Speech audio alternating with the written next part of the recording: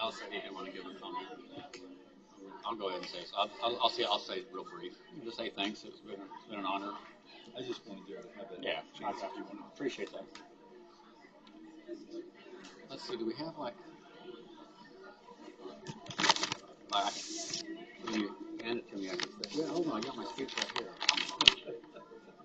Because no one will be here to laugh. So this will be empty. Did you step out to the restroom? I don't know. Waiting on Al. Did he go somewhere? Where'd he go? He's coming. Is he? All right. Oh, okay.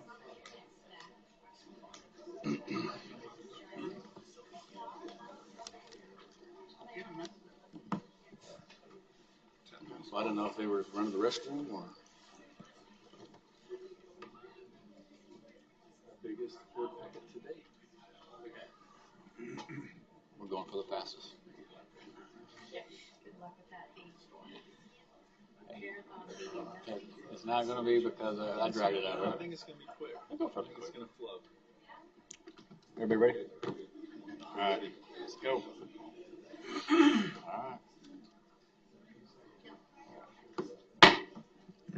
All right, hereby call the meeting for the Goose Creek Consolidated Independent School District Board of Trustees to order. Before we begin our meeting, we usually have our mission business statement up there, but I'm going to read it anyway. Usually you can follow along. There we go. Our mission is developing the whole child. Goose Creek CIC develops and enhances each learner's intellectual, social, and emotional well-being, facilitated by a highly qualified team committed to growth, community, collaboration, innovation, success, and determination. Our vision is we empower every student with the knowledge and skills they need to succeed in a global community. Our core values are to graduate every child, children first in a safe and nurturing educational environment, collaborative community and parental involvement, integrity, respect, humility, and transparency, service before self, and diversity respected. Before we begin the next part of our meeting, I do want to take a brief moment and just thank our community. Even though it's unofficial, our bond did pass on Saturday evening. I want to appreciate and give a thanks as representative for the whole board, thanking our community and looking forward to going forward with all the projects and the new things for our district.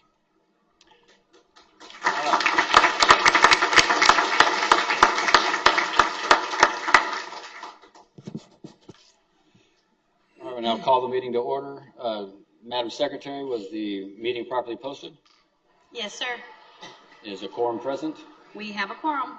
All right, state for the record, all board members are present. We'll now turn the time over to Dr. Duarte for our opening exercises. President Poppy, school board members, Dr. O'Brien. The opening exercises for the May 6, 2019 board meeting will be presented by students from Clark Elementary School. We will begin the opening ceremonies with the prayer led by Pete Poppy. Everyone please rise.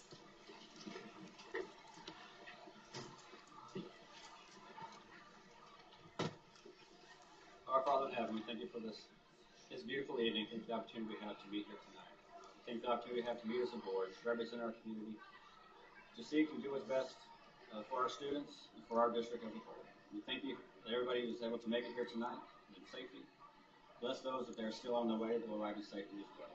Thank you for the opportunity we have to spend a big portion of our meeting tonight recognizing our students for their achievements, for their success, many successes, and just appreciate the opportunity we have to keep our focus on the students and the achievement of our students and our community. And bless those at the conclusion of our meeting that they will have the safety in their travels. Bless to watch over the board and we make the decisions in the best interest of our community and our students. These things we humbly ask in the name of our Savior Jesus Christ. Amen. Amen. The pledges will be led by Emery Ripke and John Villegas.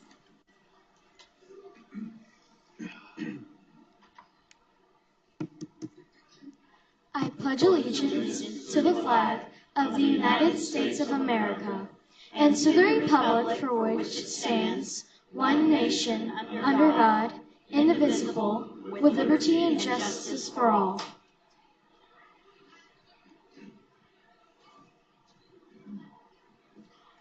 Honor the Texas flag. I pledge allegiance to thee, Texas, one state, under God, one and indivisible. You may be seated. The following students from Johnny T. Clark Elementary School will be performing for us tonight. Here with us, members of the Honor Choir, Sierra Keene, Anushka Shukla, Gage Hooper, Jaylee Graham, Maya Patel, Anayi Guzman, Emery Ripke, Addison Work, John Villegas, Alicia Alfred. From the Guitar Club, we have Anushka Shukla, John Villegas, Addison Work, Heather Levinson, and Hannah Levinson. These students are under the direction of music teacher Kevin Lewis and Principal Kim Scheit.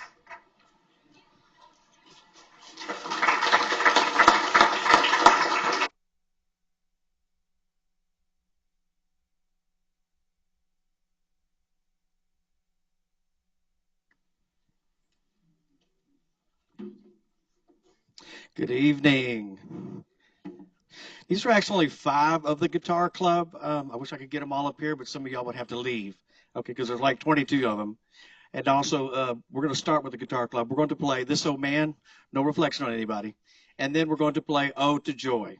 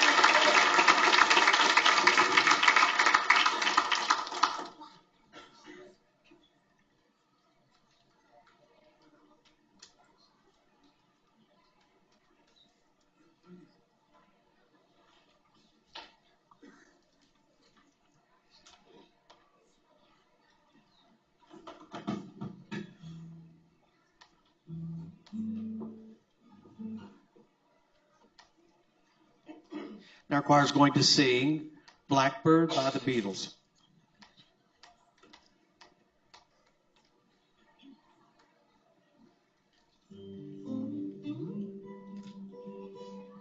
Blackbird singing down take these broken wings and learn to fly. All your life, you were only waiting for this moment to arise.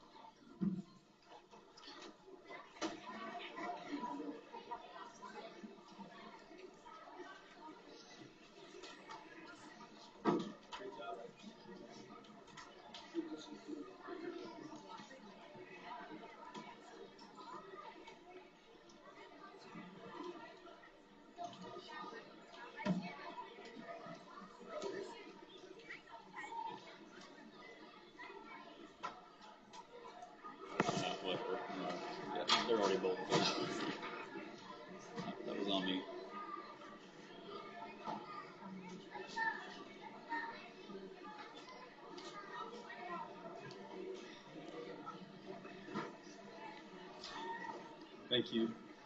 Thank you. Great job. Okay, Erica Foster, our Director for the Education Foundation, will begin the recognitions for tonight with the Goose Creek Education Foundation grant donation. Good evening, Board President Mr. Poppy, school board members, and Superintendent Dr. O'Brien. As you know, Erica Foster, Director of the Goose Creek Education Foundation. And tonight we have here with us Ms. Lori Terry, President of the Foundation, and Mr. Ronnie Hotchkiss, President-elect. And we would like to present you with this check for 74 grants in the amount of $158,965.37.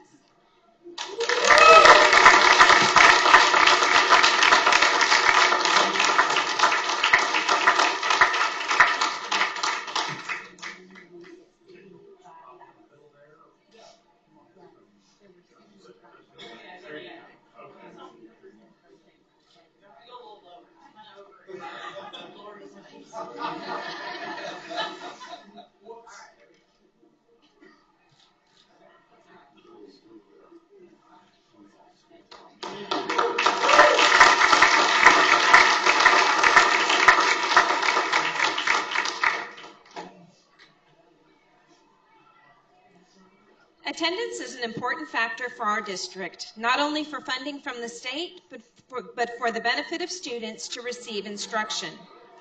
Our top elementary campuses for the 5th-6 weeks includes Stephen F. Austin Elementary School, coming in first with a 95.92% attendance. With us this evening is Michelle Duhan, principal, London Merling student, Boston Merling student, Audrey Jaime student, Rachel Curie student, Haley Moore student, Caden Jones student, Jalen Garzoria student, Zylene Amador student, Alfredo Jaimes, Meridia Jackson, Mariela Velasquez, Jada Harper, Lakin Cantwell, Claire Bouillon, Jacob Bouillon, Evelyn Kipe, all students, Reagan Benoit, and we have Mindy Merling, the counselor.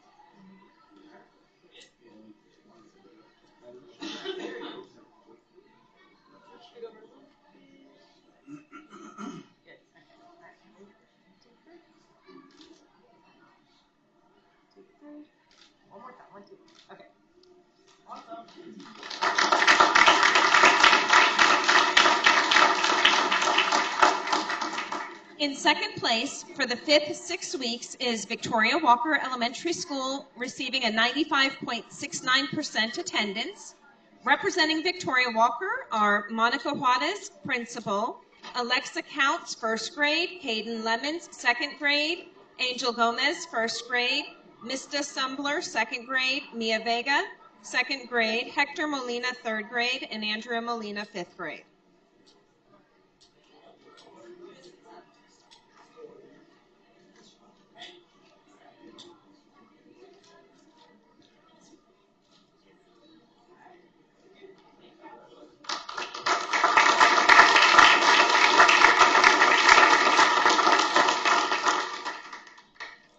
And David Crockett Elementary was our 3rd highest attendance with 95.57%. Representing Crockett are Suzanne Keith, interim principal, Veronica Nieto, campus student support specialist, and Jax Starr, kindergartner.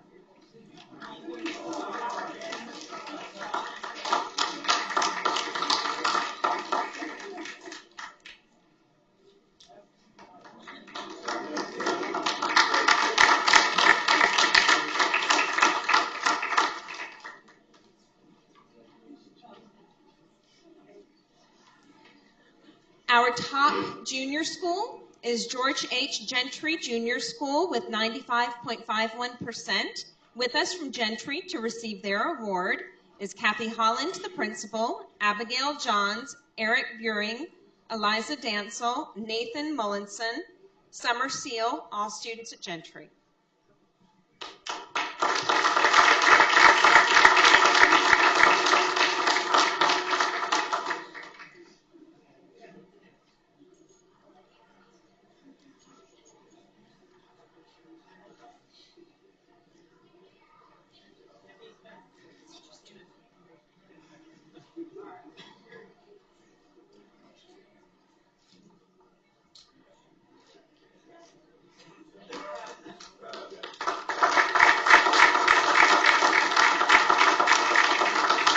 Our top high school is Goose Creek Memorial High School with 93.58% attendance, and representing GCM is Susan Jackson, principal, and student Jaden Kulkarni.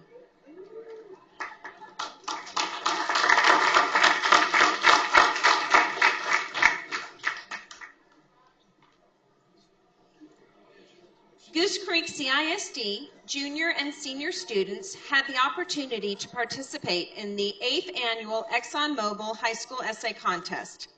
First place winners from each campus receive an Apple iWatch, and second place receives a $100 American Express gift certificate. Connie Tilton, Public and Government Affairs Advisor for ExxonMobil, will be handing out the awards to our students. So if I can have Connie come up.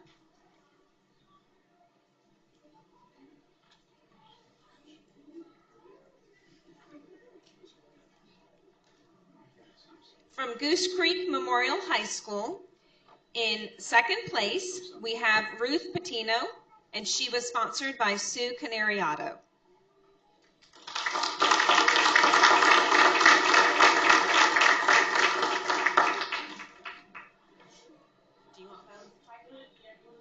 And in first place, from GCM, we have Kayla Baham, and she is also sponsored by Sue Canariato.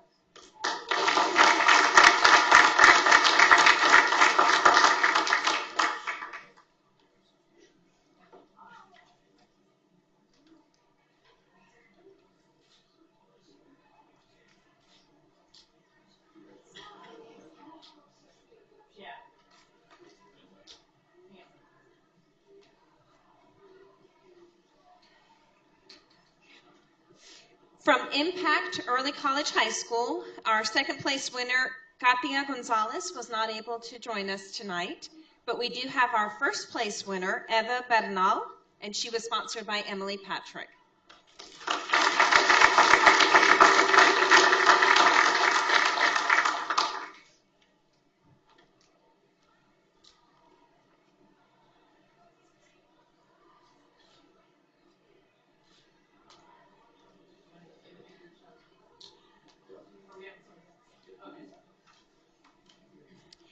And from Ross S. Sterling High School, we have a first place winner, Tina Fan, and her sponsor was Larissa Newport.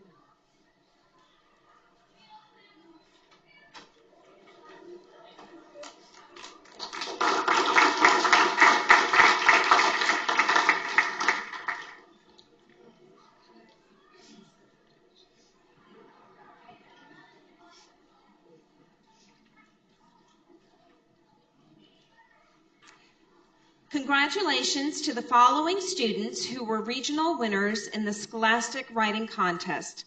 Gold key winners will advance to the national competition. Other winners were recognized by Scholastic at a ceremony in late March. With us tonight, we have Rosendo Escamilla.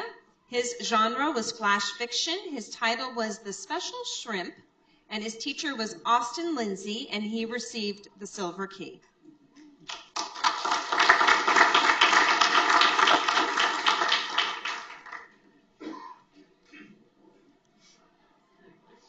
You want the other Highlands Junior? I've got two. Okay, next we have Jada Hammond. She wrote science fiction fantasy. Her title is Don't Forget. Her teacher is Corliss Viator, and she received honorable mention.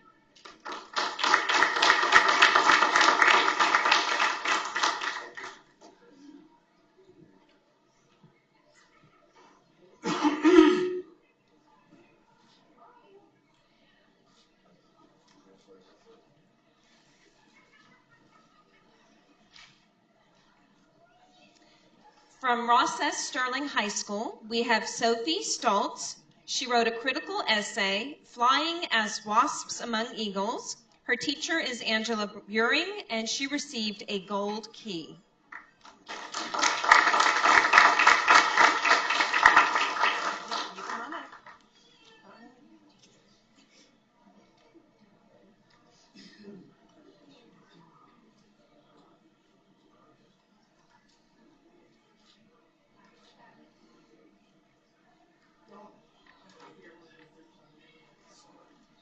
From Robert E. Lee High School, we have Hannah Christensen. She wrote a memoir. Her title is A Life in a Year. Her teacher is Katie Touch, and she also received a gold key.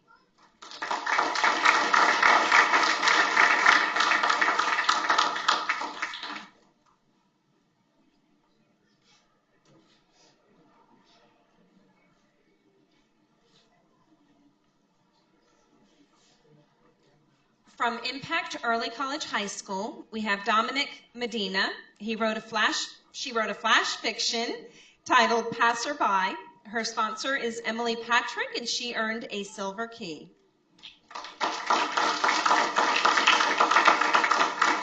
Also with us is Jocelyn Mondragon. She wrote two science fiction fantasies. The first one was Bystander. The second one was Elemental. Her teacher is also Emily Patrick, and she earned honorable mention in both of those.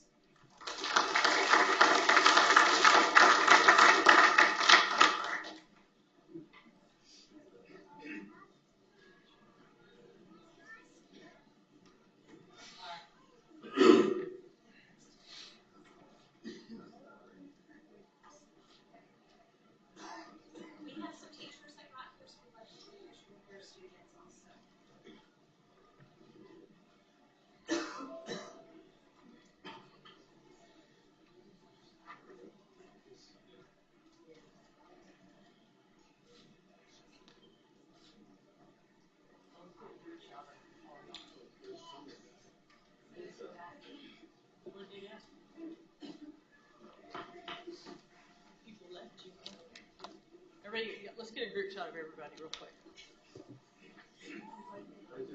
Yeah, just. This is your students. Here. All right, here we go, guys. Ready?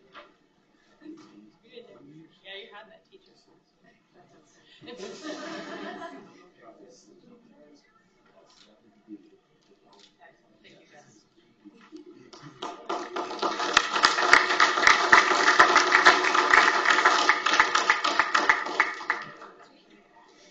Goose Creek CISD 6th through 8th grade students recently had the opportunity to participate in the district Goose Creek 6th through 8th grade had the opportunity to participate in the district, regional, and state math counts competitions.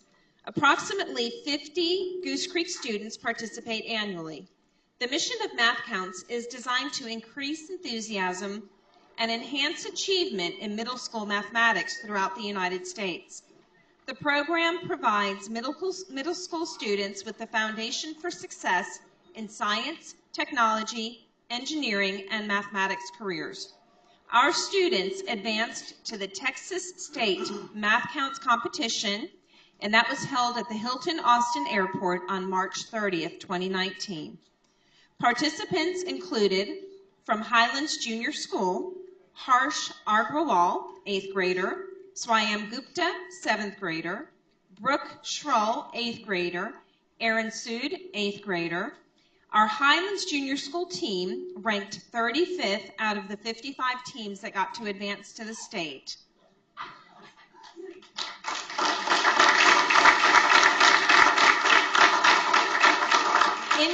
Individual Swayam Gupta ranked in the top 25% of students at the competition. You want to wave so everybody knows who you are? He placed 72nd out of 330 students. They are coached by Kirti Kulkarni and Lindsay Hampton. Our district math counts coordinator is Nancy Bonds, and our co-coordinator and district math coordinator is Amy Henderson.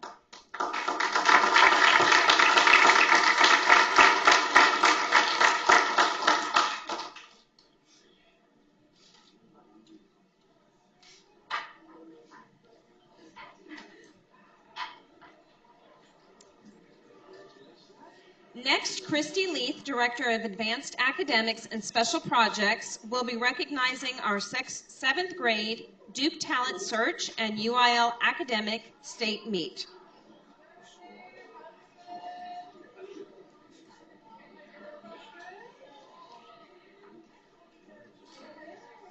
All right, good evening. Each year, students from the district participate in the 7th grade Duke University Talent Identification Program. The Duke TIP program is a national program that focuses on academically talented students and providing innovative opportunities to support the development of their academic potential.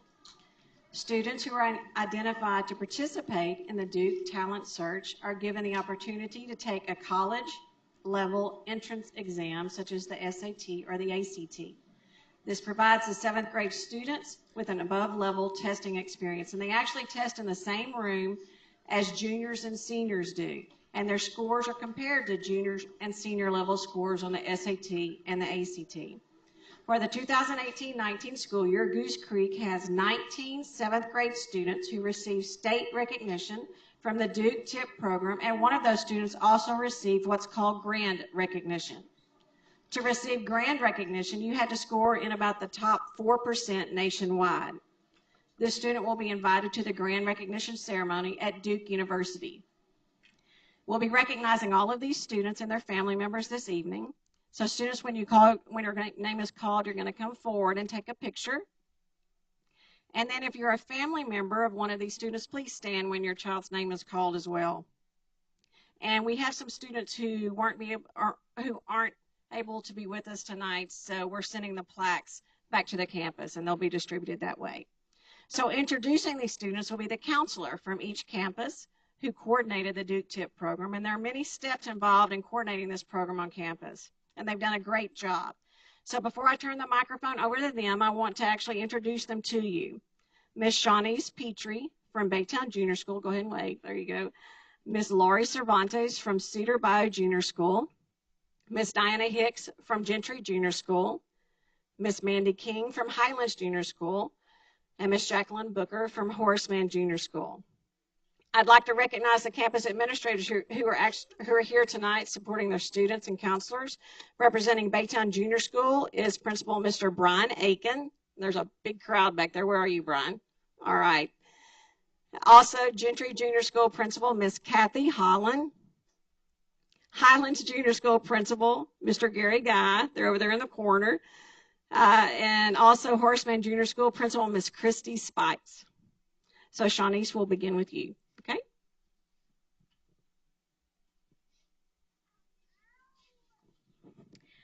Students from Baytown Junior School who receive state recognition are Diego Moreno,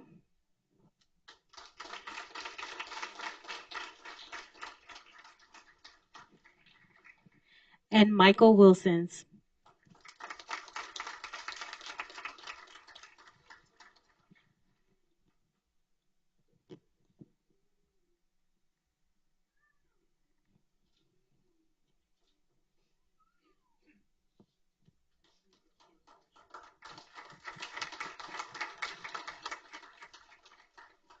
Students from Cedar Bayou Junior who receive state recognition are Aaron Avant, Reese Benoit, Hannah Coker, and Mariah Shuttlesworth.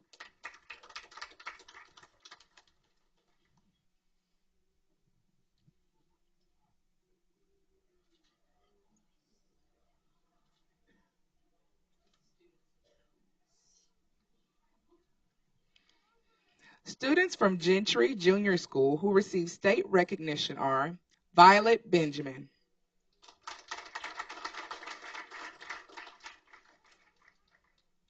Eric Buring, and Eliza May Dansel.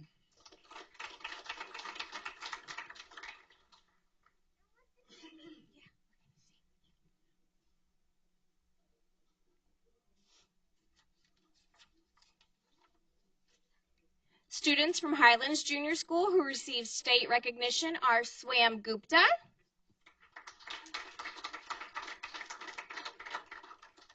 Anna Orozco, Justin Pham, and Simran Singh. In just a minute. Hang on. One of these students also received grand recognition. What a tremendous honor this is. So please help me in recognizing Swam Gupta for his grand recognition.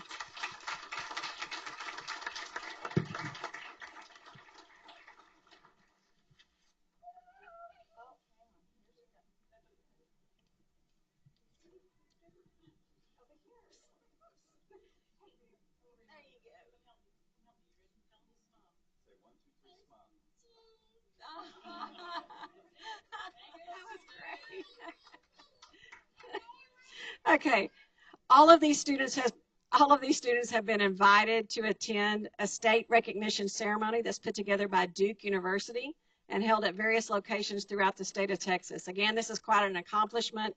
Let's give them all a big round of applause.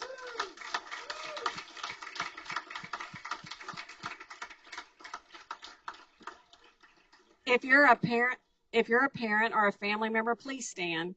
We'd like to recognize you too.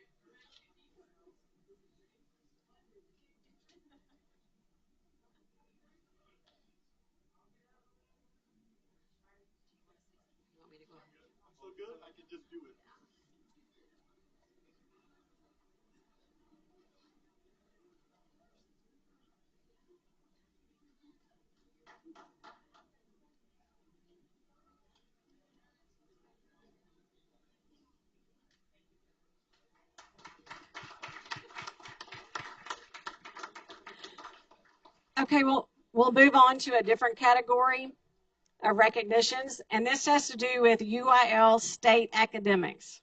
So y'all listen very closely to this one. It's very interesting. I hope we can hear. Okay, it's my pleasure to introduce to you the 2019 6A State UIL Academic Champion in News Writing, the third place state winner in editorial writing, and the 6A UIL Academic Champion Journalism team. And these all happen to be the same person. It's Miss Trammy Wynn from Ross S. Sterling.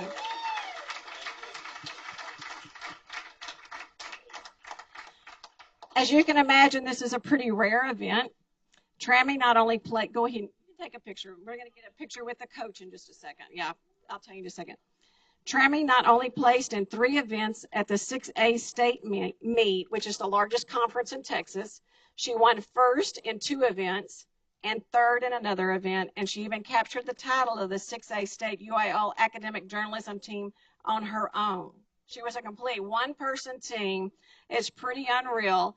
And her coach, who's put in hours supporting her, she's not only the UIL academic coach for these events, but she's also the coordinator for the campus, and that's Miss Stacy Poland. So you go ahead and join her.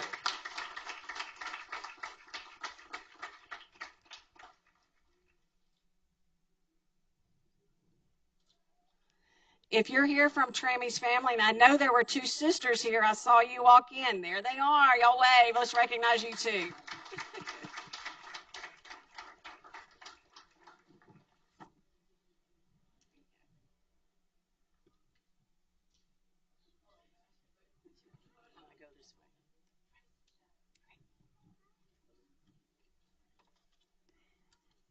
Good evening.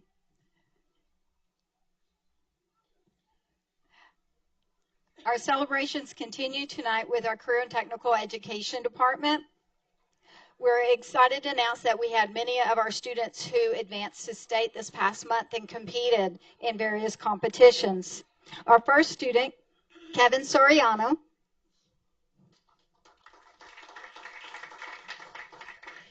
Kevin is first in the state in damage appraisal and will be competing at the national level at the end of June, representing the district. So Kevin is a student at Stewart Career Center from Goose Creek Memorial High School. His sponsor is Mr. Greg Thomas, and his principal is Susan Jackson.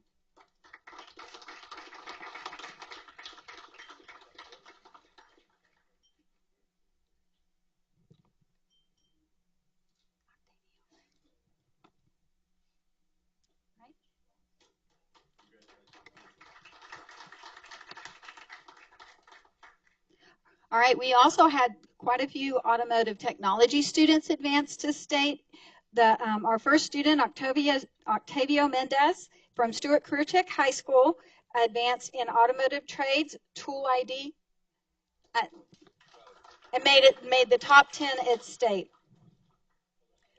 We also have Karina Murcia, who also advanced in automotive trades, tool ID. We have Joshua Tovar, again in automotive trades, tool ID at the district. We also have students who participate from Barbers Hill ISD in our after-school program. And so I want to introduce Austin Grothy.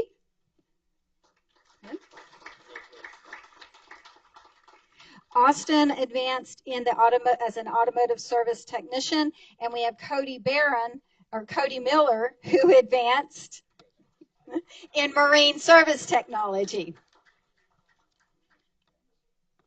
We have another automotive student from Barbers Hill in our after-school class who is going to go to national competition in maintenance and light repair. All of these students work with our two teachers, Mr. Steve Barron and Mr. Ornelas. And we have Mr. Riojas here representing the campus and Principal Dr. Roeder.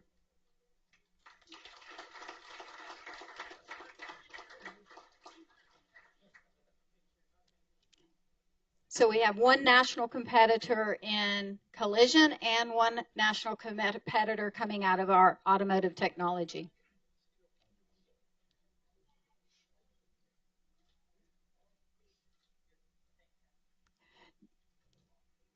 Do we have any parents of the automotive students here tonight? We have Mr. Miller.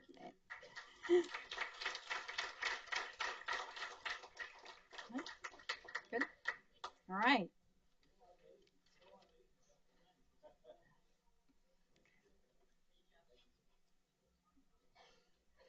Also a part of the Skills USA state competition, we have two students who advanced with their projects in cosmetology. Sierra East with her evening updo.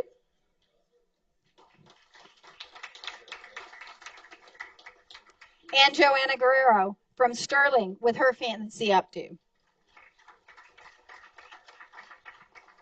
Their teacher is Miss Hatman, and this program is taught at Lee High School under Dr. Farnsworth. He's here somewhere.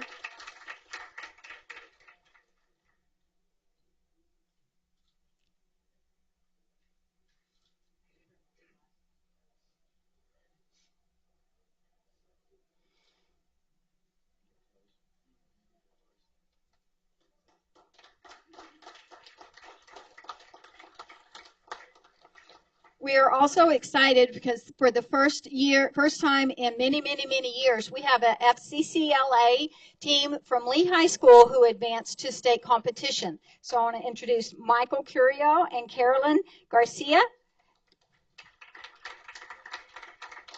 They won second in state in their life event planning project in the occupational category. We also have Andrea Santilia Mata, who advanced with her Teach and Train senior project. Their teacher is Miss Bethany Taylor from Lee High School, and again, she works under Dr. Farnsworth as principal.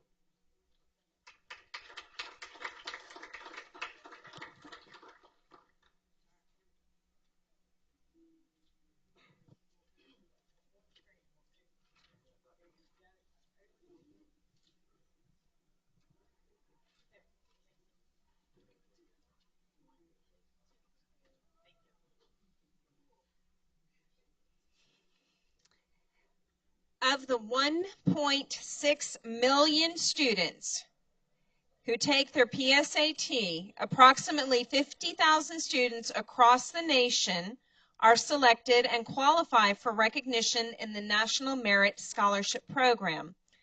Our district's National Merit Scholar is Gia Lynn. She is from Ross S. Sterling High School.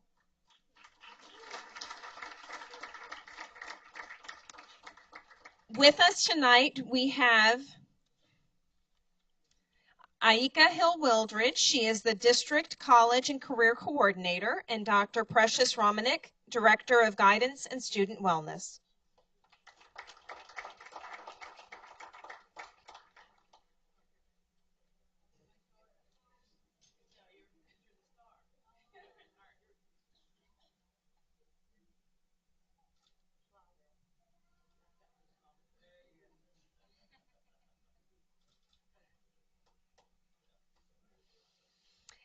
In keeping with the College Board's mission to help students take advantage of the opportunities they have earned, each year the National Hispanic Recognition Program recognizes about 7,000 academically outstanding Hispanic high school juniors who take the PSAT. We have 2 students that have received this recognition. We have Daniel Sandoval. He is from Ross S. Sterling High School. And we have Daniela Gomez. She is with Impact Early College High School.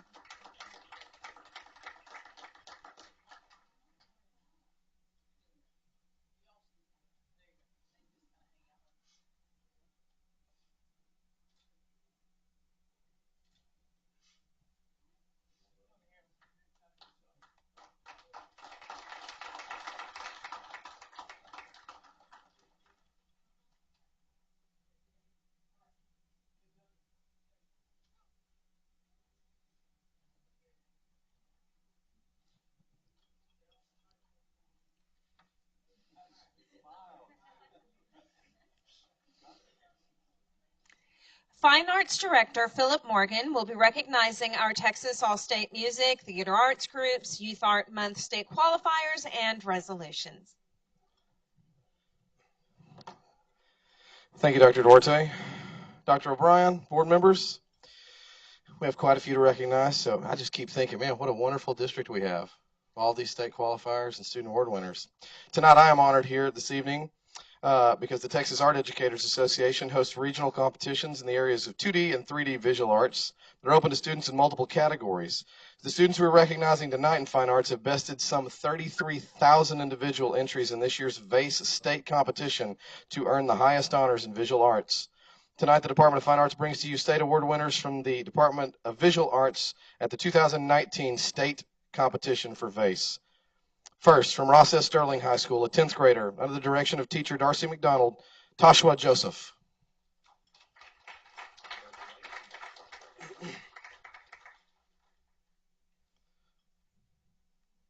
Okay, gonna keep on rolling. Okay. Also, we'll jump up here across to Miss McDonald as well. Also, under the direction of Darcy McDonald at Ross S. Sterling High School, a 10th grader, Miss McKenna Cook. Congratulations. Picture with him. We'll match with teachers. There we go. Also from Ross S. Sterling High School, under the direction of teacher Annie Watson, a 9th grade state qualifier, Jacqueline Pineda. Congratulations.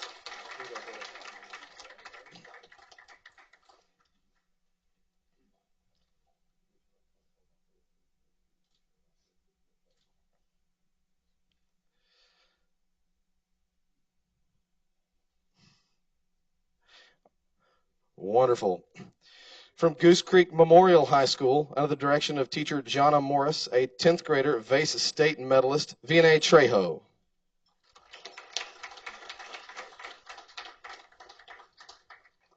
An 11th grader at Goose Creek Memorial High School, also a 2019 Vase State medalist with 2 qualifying artworks to the state contest, also under the direction of Jonna Morris, Miss Skylar Newton.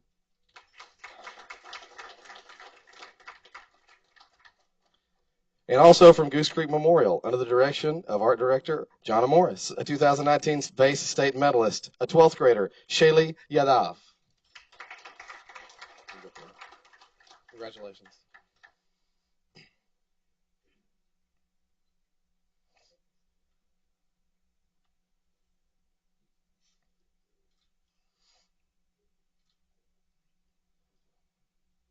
And of the state qualifiers, they have multiple medals that they give at the state contest, but only the top 150 artworks across the entire state of Texas out of 33,000 are awarded the Gold Seal from the Texas Art Educators Association. Representing her student who cannot be here with us this evening is teacher Candace Morton, and she is representing Robert E. Lee High School Junior Arnacia Smith as a state gold medalist and state Gold Seal Award winner. Congratulations to you. Sophomore, excuse me.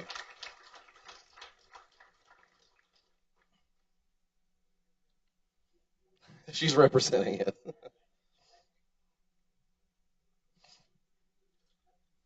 Someone asked me as well for the Gold Seal what the percentage was, so I'm a little bit of a data nerd, and I did the math. Out of 33,000 entries, to get a Gold Seal at the state vase contest is the top 0.004%. So congratulations on your award.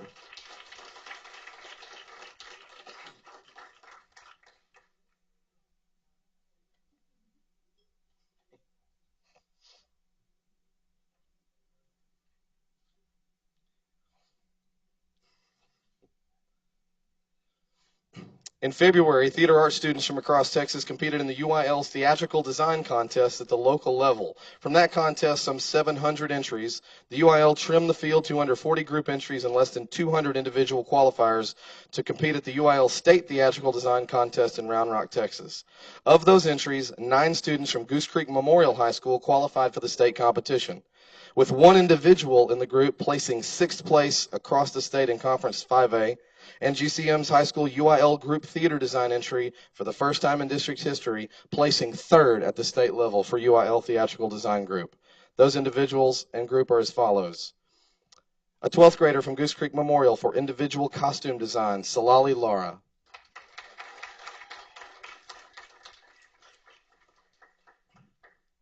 Another individual qualifier from GCM, an individual scenic design, Mr. Gabriel Brock. A senior GCM student, an individual marketing state qualifier, Sadie Aiken. And ladies and gentlemen, your individual state makeup theatrical design 6th place medalist in Division II, Miss Heather Berry. Congratulations.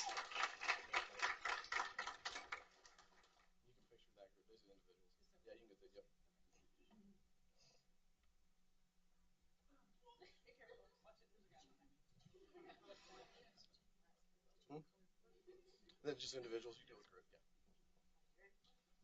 He always looks sharp. With that red and black.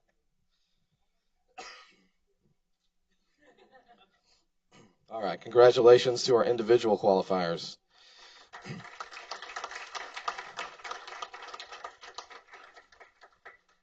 Ladies and gentlemen, your team members of your 2019 UIL Theatrical Design Division II State 3rd place winners in the state of Texas. Making up the group design for makeup design, Mr. Caleb Martin.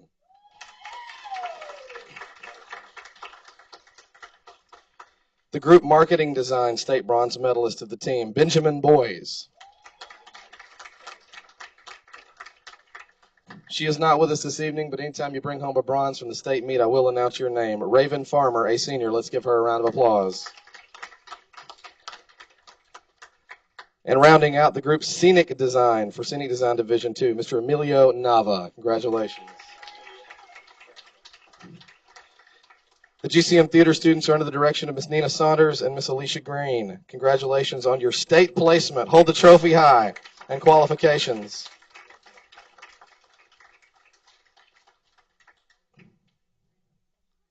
The GCM theater program is under the direction also of Principal Susan Jackson. Congratulations. We have our YAM students. I don't see YAM. No YAM. Okay, all right. Go ahead and bring YAM up. Yeah, go ahead and slide up to the front. Yeah.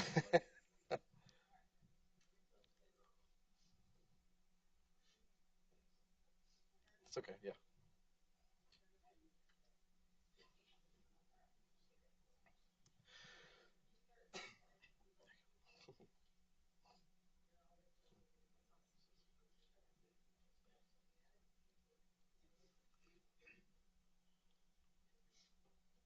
Congratulations.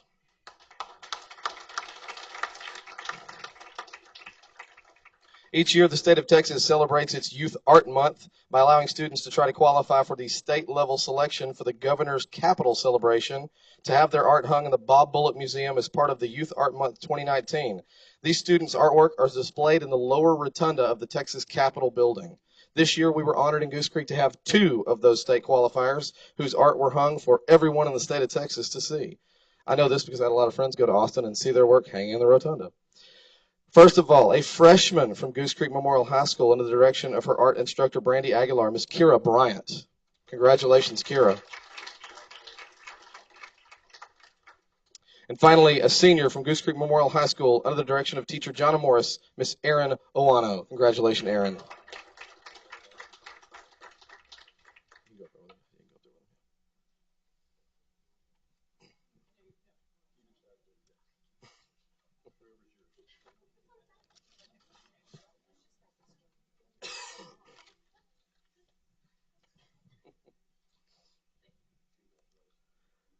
Congratulations to our YAM state qualifiers.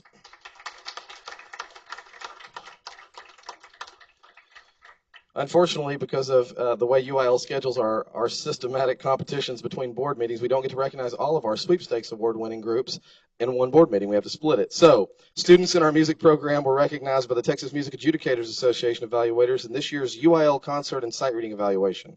Those groups receiving a first division average rating in both portions of the contest will be recognized tonight.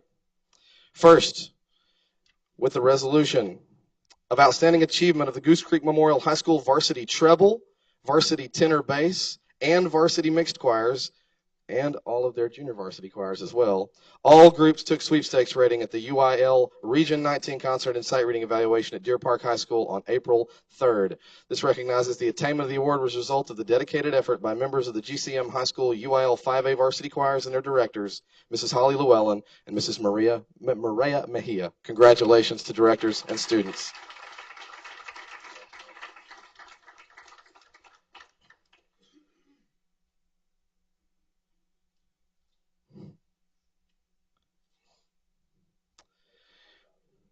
Second, recognizing the outstanding achievement of the Ross S. Sterling High School varsity treble, varsity tenor bass, and varsity mixed choirs, who were awarded sweepstakes ratings, along with many of their junior varsity programs as well, at the concert and sight reading evaluation at Deer Park on April 3rd, 2019. Recognizing the attainment from Ross S. Sterling, UIL Conference 6A varsity choirs and their directors, Mr. Michael Grauvogel, and represented tonight by Mrs. Summer Como. Congratulations.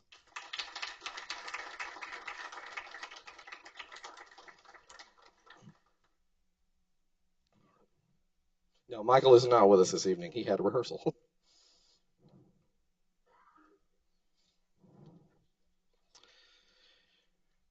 recognizing the outstanding achievement of the Baytown Junior Varsity Band members and directors who were awarded a sweepstakes rating at UIL Region 19 Concert and Sight Reading.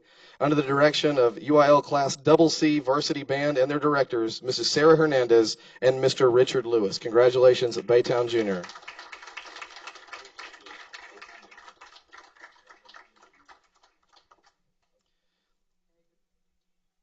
The directors are proud representatives of newly named Baytown Junior Principal, Mr. Brian Aiken, who I believe is here as well. There he is right there. Congratulations, Mr. Aiken.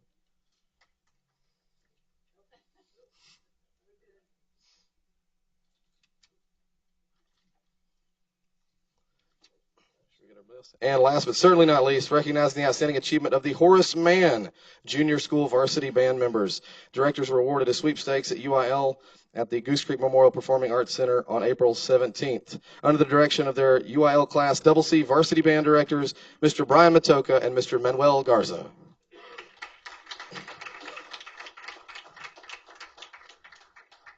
The directors are representing their Horace Mann Junior School principal, Mrs. Christy Heights. Congratulations, Horace Mann.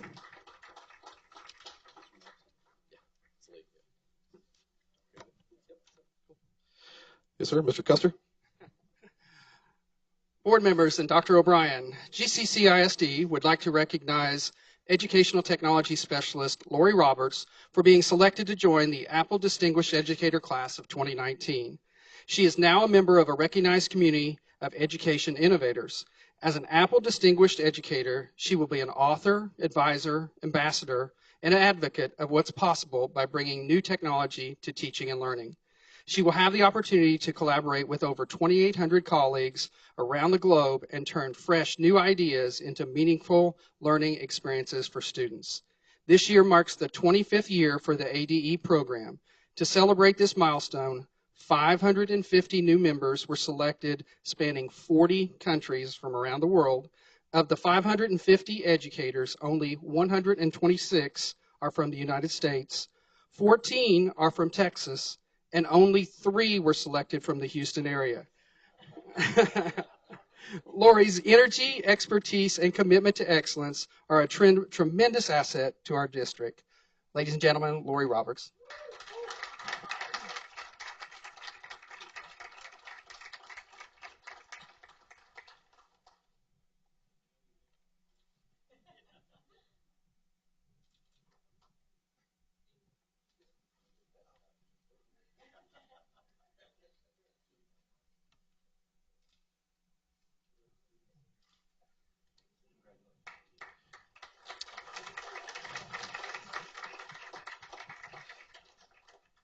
Good evening, Superintendent Dr. O'Brien, President Poppy, board members. I would like to introduce Ekamek Burley, Director of the Harris County Department of Education of the Safety and Security. He has a presentation to make to GCCISD. Thank you, Dr. Price. Good evening, President Poppy, members of the Board of Trustees, and to Superintendent Dr. O'Brien. Thank you for this opportunity to be here tonight. My name is Ekamek Burley, Director for the Center for Safe and Secure Schools with the Harris County Department of Education. And I'm here tonight on behalf of Harris County Department of Education to recognize Goose Creek Consolidated ISD for its long-standing partnership with the Center for Safe and Secure Schools at the department. The Center for Safe and Secure Schools was created in 1999 at the request of superintendents in the area who wanted support for their district's efforts to have safe and secure learning environments where teachers could teach and students could learn.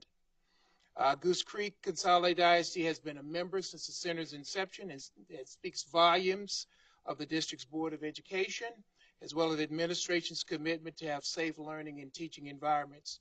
Tonight, I'd like to memorialize and recognize this long-standing partnership with the district by presenting these recognition plaques for the district's membership in the Center for Safe and Secure Schools for the 2017, 2018, 2018, 2019 school years. It's our way of saying that we value this partnership and appreciate the opportunity to say so publicly. Additionally, we'd like to thank Deputy Superintendent of Administrative Services, Dr. Anthony Price, Mr. Mike Rasmussen, and Chief Aferio for their efforts to ensure that your schools are safe and prepared for any emergency. We have been engaged by the district to conduct your mandatory safety audits as an independent third-party evaluator. We take this responsibility very seriously and thank these individuals for their ongoing support and assistance throughout this process. So thank you and congratulations. Yeah, right, I do. Yes, sir.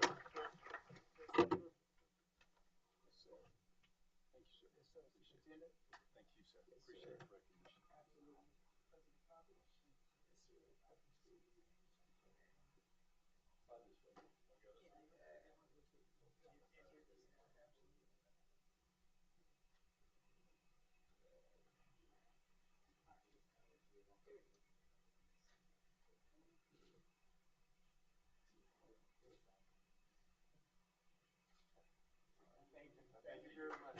Okay.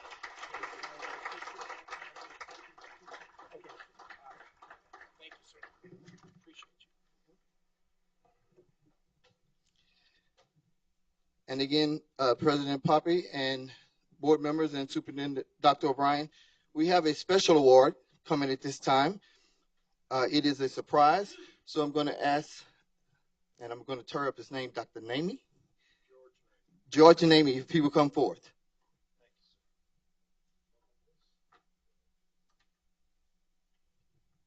Thank you, sir.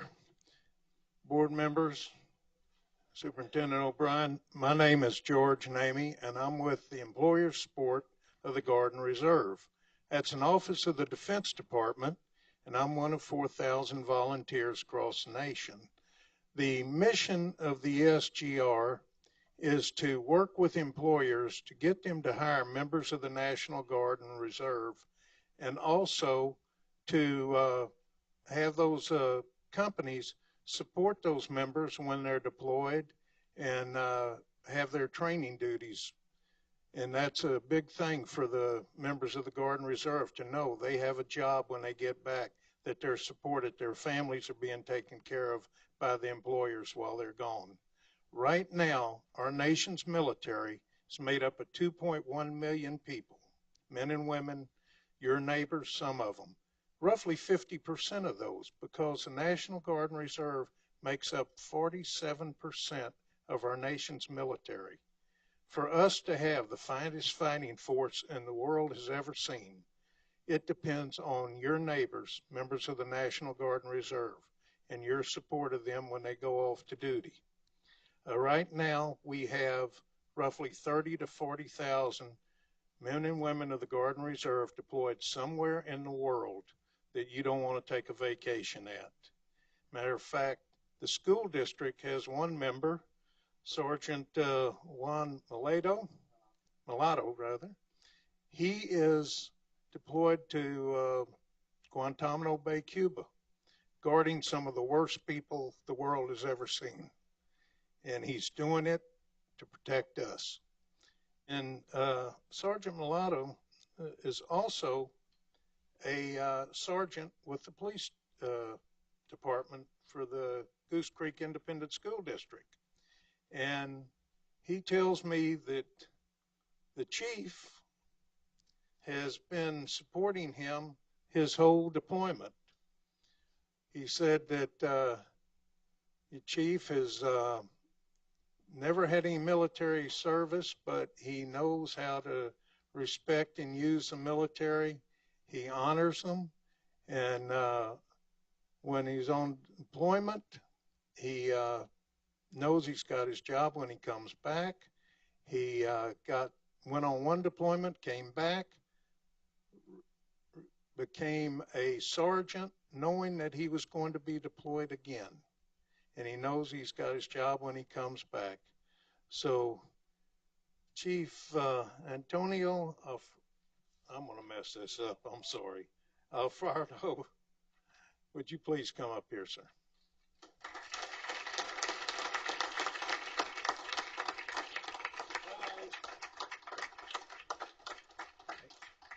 They get to you a little bit? Okay. The award I'm about to present to you is a Patriot Award. The one thing about the Defense Department, nobody can give these awards out just because they want to. You have to be nominated by a service member.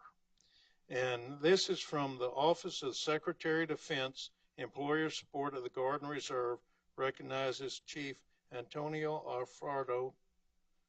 Did I pronounce it right? Pronounce my name. Goose Creek CISD Police Department as a patriotic employer for contributing to the national security and protecting liberty and freedom by supporting employee participation in America's National Guard and Reserve. It's signed by our National Director and our National Chair. This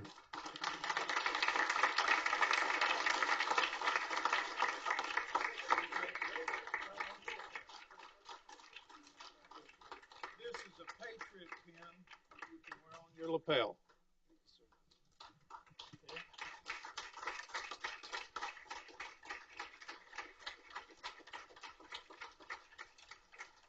And then earlier tonight, a statement of support for the Guard and Reserve, Goose Creek Independent School District, was signed by your superintendent, Dr. O'Brien. And I'm not going to read it all, but there's 4 affirmations that the school district's already doing, but I'm going to read the last one. We will continually recognize and support our country's service members and their families in peace, in crisis, and in war.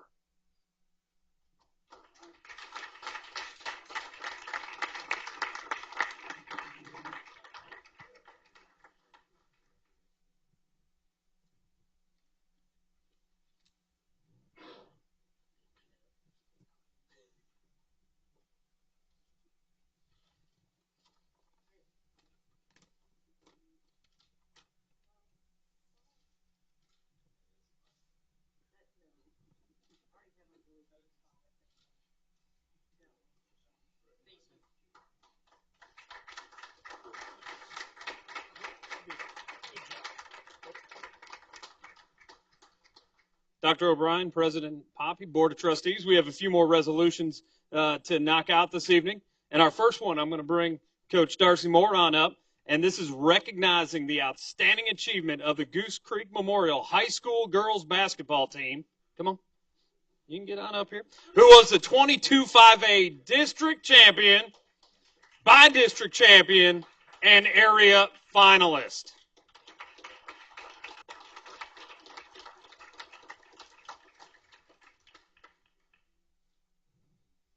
Awesome pictures, definitely.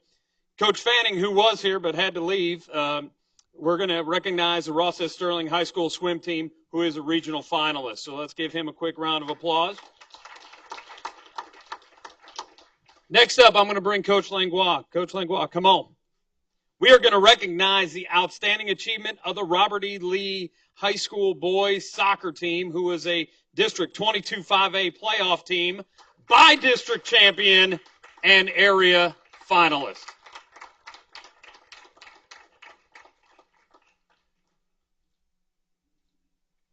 And our final recognition, I got to put this in here, even though it's not in the resolution.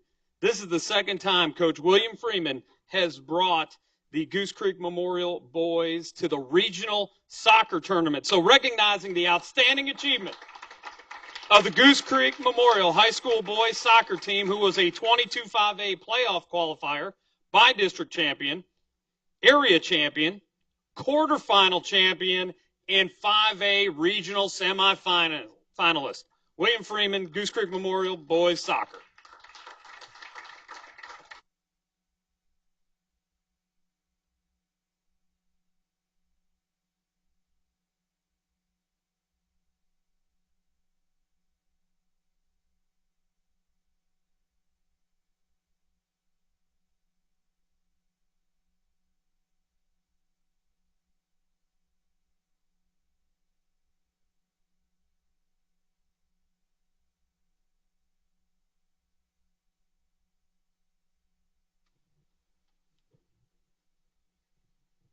Our final recognition this evening goes to a couple of fellows that have served as school board president. First we'll bring up is Mr. Al Richard.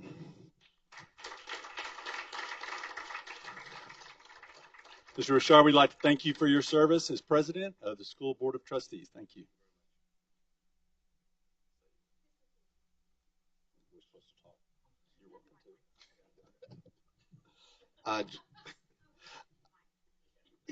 Sorry, Jessica.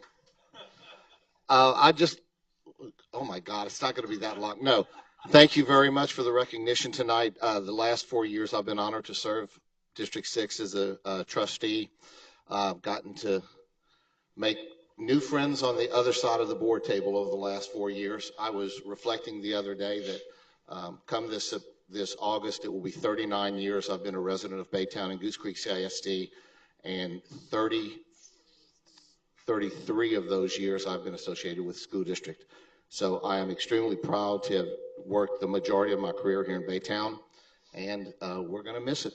My wife and I are going to be relocating to the west of Houston to Schulenburg in the next few weeks. So thank you very much. I've enjoyed my time.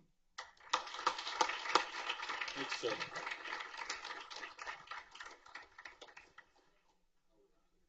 Our next recognition is for our current president, who will be ending his term as well, Mr. Pete Poppy. Thank you, sir.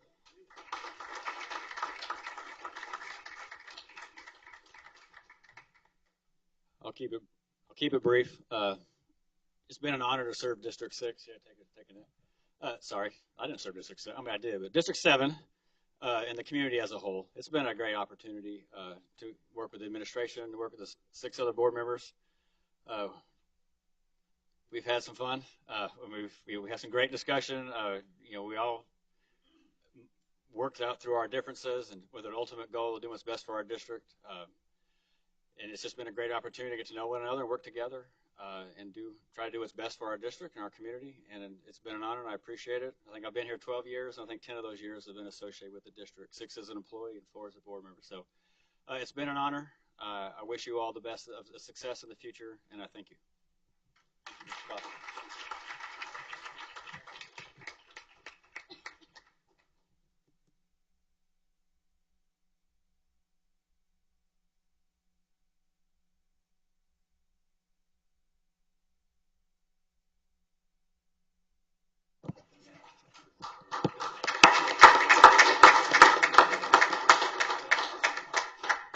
Mr. O'Brien and President Poppy, I'd like to say a couple of things to you guys.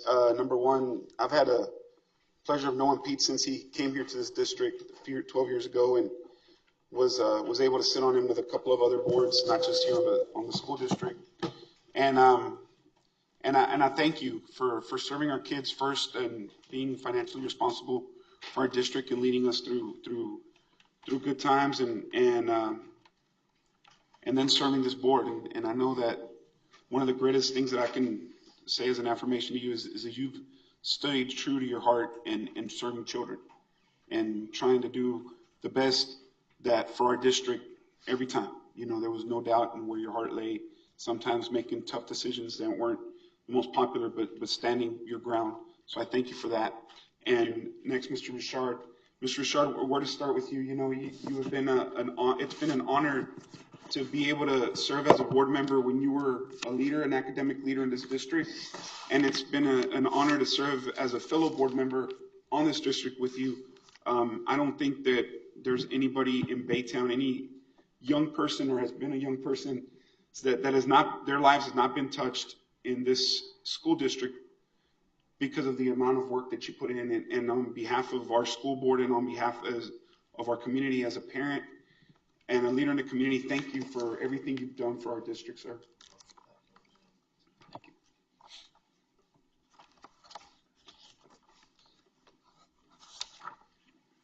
All right, at this time, I believe it brings us to public hearings. Public hearings. We have 2 public hearings.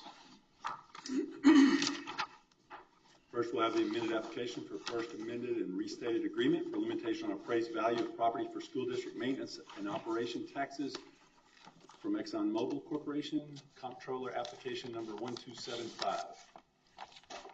Good evening again. Welcome. Thank you very much. President Poppy, Dr. O'Brien, board members, my name is Rick Lambert. I am a attorney with the law firm of Powell, Youngblood, and Taylor. Last month you approved a 313 agreement for ExxonMobil, and I told you at that time that we anticipated that ExxonMobil was going to amend that application And so that is the reason that we're before you again this month. And this is the public hearing portion of the agenda related to that amended application and first amended and restated agreement, which can be open for public comment.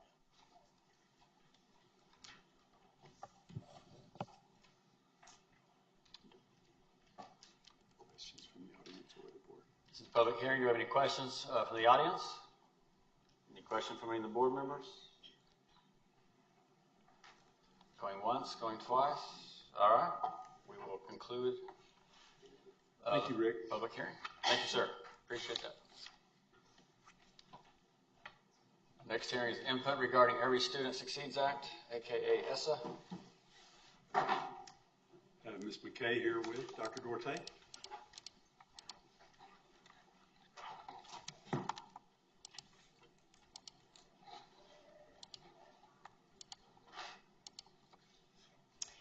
Okay, so we will be reviewing our 1920 ESSA federal application. We have a requirement to hold a public hearing for our federal program grants. At this time, we open it up for parents, teachers, principals, or other school personnel to have an opportunity to express their opinion regarding the design, the planning, and the implementation of the following title programs. Just to review, we have Title I Part A funds. These funds are for improving basic programs, special revenue funds, and they provide supplemental resources. They help schools with high concentrations of students from low-income families and provide high-quality educational services. The funding we receive from Title I Part C is the Migrant Education Program Fund, and these provide supplemental instructional and support services for our migrant students and their families, as well as to conduct identification, recruitment, data collection, and records transfer. Title II Part A is Building Systems of Support for Excellent Teaching and Leading, and these funds are designated to provide for improving teacher and principal quality and increasing the number of highly qualified teachers in the classroom, including highly qualified principals and assistant principals. Our Title III Part A is our English Language Acquisition funds, and these provide supplemental resources to ensure that children who are English learners attain English proficiency at high levels in their academic subjects. And then we have Title IV Part A, which is our student support and academic enrichment grants. And this is to support a well-rounded education, safe and healthy students, and effective use of technology. What the district and campuses do is they conduct a comprehensive needs assessment. They look at the areas of support that have been identified, and then we work with our application to support the campuses. At this time, we would open it up for any questions, comments, or feedback from the community or board. Do we have any questions from the members of the community? Any questions from members of the board? That will conclude our hearing for the ESSA. Thank you very much.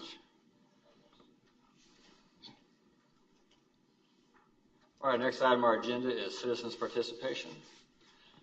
Citizens who have registered with the recording secretary may address the board on matters other than the character of any student, staff, or board member. Since the item addressed by the speaker may not have been posted in accordance with the Texas Open Meetings Law, board members may only listen to individual statement and may not discuss the item with a patron or take action on any matter not on the agenda. Each individual here shall be allowed no more than 3 minutes for the presentation. We have one individual who has signed up tonight, Mr. Steve Fisher.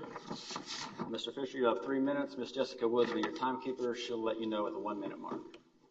Thank you. Time is now yours. Good evening, Dr. O'Brien, President Poppy, and members of the board. I'm Steve Fisher. I'm a former two-term board member that served in the early 2000s. I'm here tonight to ask for your support of the district's teachers by voting against any change to the long-held policy of continuing contracts. Prior attempts to remove this policy have been defeated several times by previous boards, including one occasion when I was a member of this board. In the time I have, I'd like to give you a few reasons to reject this ill-advised change and ask you to please stand with our district's teachers. Continuing contracts provide one less worry in an already stressful profession by providing a small measure of security for teachers who are meeting and exceeding expectations in their classroom. As you know, every teacher's performance is evaluated annually by their campus administrators. So wouldn't it make more sense for the 95% of our teachers doing a great job to get rewarded with continuing contracts, thereby allowing administrators to focus on the 5% of teachers that may require mentoring, remediation, or other proactive steps to address poor performance? If removal is warranted, even teachers with continuing contracts can and should be removed. Contrary to the assertion made in the HR PowerPoint that you'll see later today from your board packet, continuing contracts do not provide permanent employment similar to tenure. Processes are in place for district administrators to remove any teacher when their performance does not meet our standards. In addition, safeguards are in place to ensure the district is giving our children the best available teachers we can find. Any new teacher coming to our district, irregardless of experience, will be on probation for the first 3 years. It's imperative that administration address any shortcomings throughout that period, developing those with promise, releasing those who fail to meet our district requirements. Lastly, teachers view continuing contracts as a valued and unique benefit in the district. I have examples of teachers declining opportunities to teach at other districts that do not have the socioeconomic challenges we have, only to cite their desire for the small measure of job security that continuing contracts provide. 30 seconds remaining. Thanks for the opportunity to voice my concerns. Thank you, Mr. Fisher. Seeing as we have no more public comment, our next item is item 6, discussion items, superintendent reports.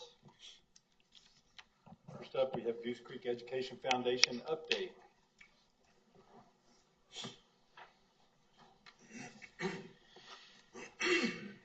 Good evening. Welcome. Remind our board members your name and your position with the Education Foundation, please. Yes, I'm Lori Terry, and I am president of the Goose Creek Education Foundation. And tonight, keep going, Martin. Okay.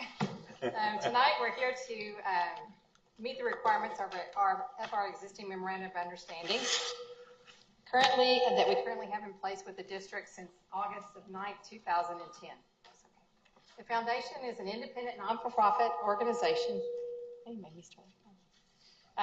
Organized and operated exclusively for the benefit of the district. We truly believe we are helping making dreams come true. Specific to the memorandum. You're good. You're good.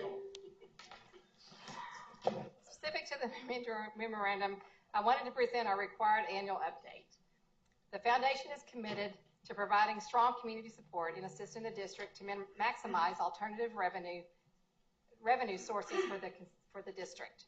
We are committed to investing time and resources to generate and improve community support, as well as creating alternative sources benefiting the district and its students. The foundation appreciates the district's support of limited resources such as facilities, equipment, and personnel. Our foundation initiatives provide for betterment of the district and allow employees and leadership to focus on education. The foundation appreciates the information shared on the district's strategic plan, instructional priorities, and projects so that we are able to strive to provide support outlined in these areas.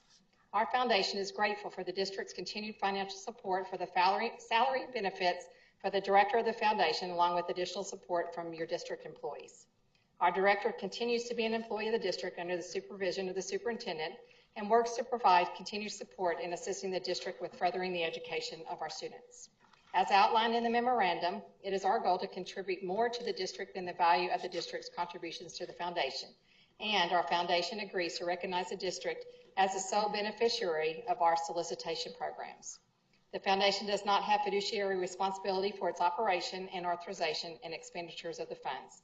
And we continue to provide the district with the annual report to be presented at the school board at a public school board meeting. The foundation will also provide a cost-benefit evaluation to the district regarding the district's investment in the foundation and its use for educational and public purposes. Districts shall determine each year at the time of development of the district's budget whether adequate consideration has been provided and received from the foundation, and will likely be received for the following fiscal year to assist the foundation board in determining funding for the coming year. Lastly, our foundation may consult with the superintendent regarding the director and support of her personnel's performance. So now I'm going to turn over to Ronnie Hotchkiss, who's going to talk a little bit about our financial highlights. Thank you, Lori. My name is Ronnie Hotchkiss. I'm the president-elect of the Goose Creek Consolidated Independent School District Education Foundation. The Education Foundation has provided an alternate source of revenue to Goose Creek schools since 2010. Our foundation has awarded Goose Creek educators over $973,000 in innovative teaching grants.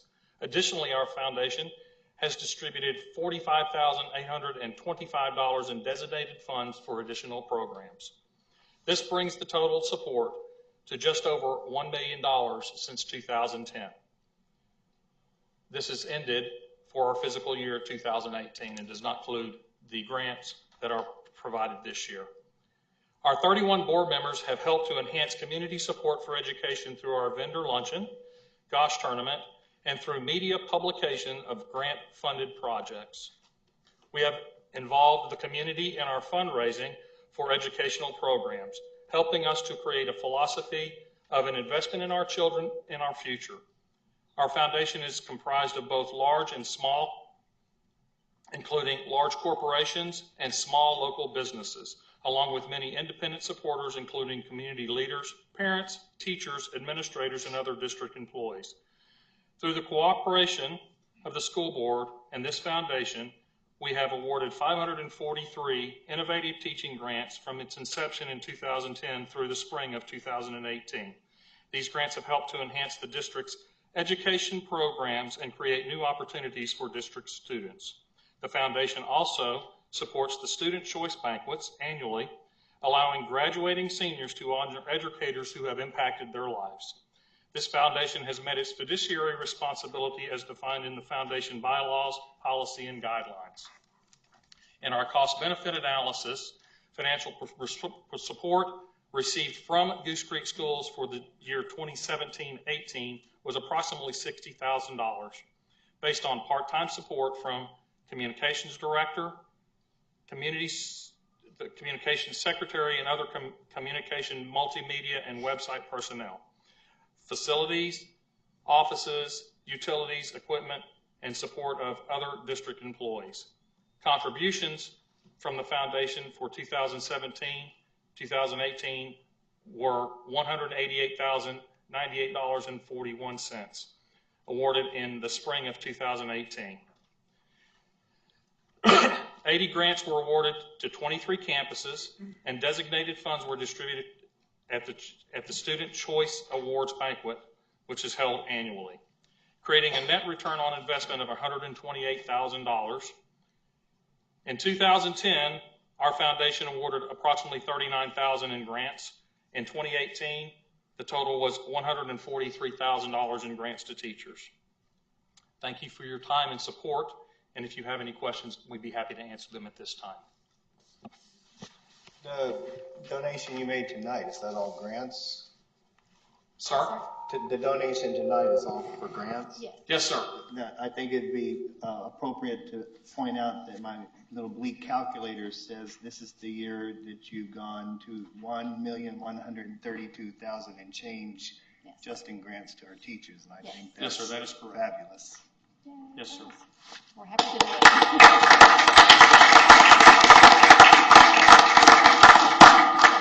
And on behalf of our many supporters, we thank you for to allow us the opportunity to help support the children of this district. Ronnie, Lori, Erica, thank you all so much for the work that you do. Appreciate you. Thank you for all your work. One of the highlights of my 6 years working for the district was getting the foundation from the ground up. Thank you for that. It was just a role I was in. It wasn't, it was a lot of people, but it was neat to see that in the beginning, and then as you guys have grown and take it to the next level. It was very helpful to get started off on the right foot, honestly. And so we're now reviewing the bylaws for changes and updates. Okay. Thank you again. Thank you. Thank you. Our next superintendent's report up this evening will be Dr. Sylvester, and Dr. Wyatt will come up and present options for the compensation presentation.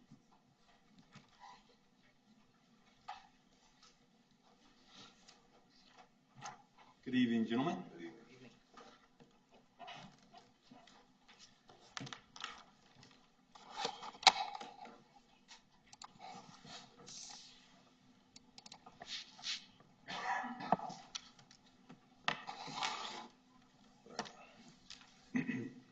Good evening, Mr. President, Dr. O'Brien, and members of the board. Tonight we are presenting the compensation plan review. The first slide, to ensure that we remain competitive, a comparison was done of neighboring school districts and other school districts in our region, large school districts, similar size school districts that we may compete with for teaching talent. Houston area teachers are the highest paid in the state, so we did not include any districts outside of the greater Houston area in this comparison. In some other areas of the school organization, we do compete with the private sector, so the sources are used to complete this market compensation comparison is listed above. On this slide here, we're sharing with you all an overview of the experience of teachers that we hired for the 2018-2019 school year. You can see that 43% of the teachers that we hired had 0-year experience. 26% had 1 to 5 years, 14% had 6 to 10, 10% had 11 to 15 years, and we had 7% that had 16 plus years that we hired this year. This graph here shows us that half of our teachers have more than 9 years of experience. This slide, if you look at it, the blue line is the market median for teachers, and the orange line shows our Goose Creek teacher salary. So you can see that we are above the market. Also, you would notice that our scale goes up to 30 years. In many of the school organizations that we compete with, they only go up to 20 years, and they max out at the 20, 25-year range, but we do go up to 30, which is a great acquiring, acquisition tool that we have for our school organization.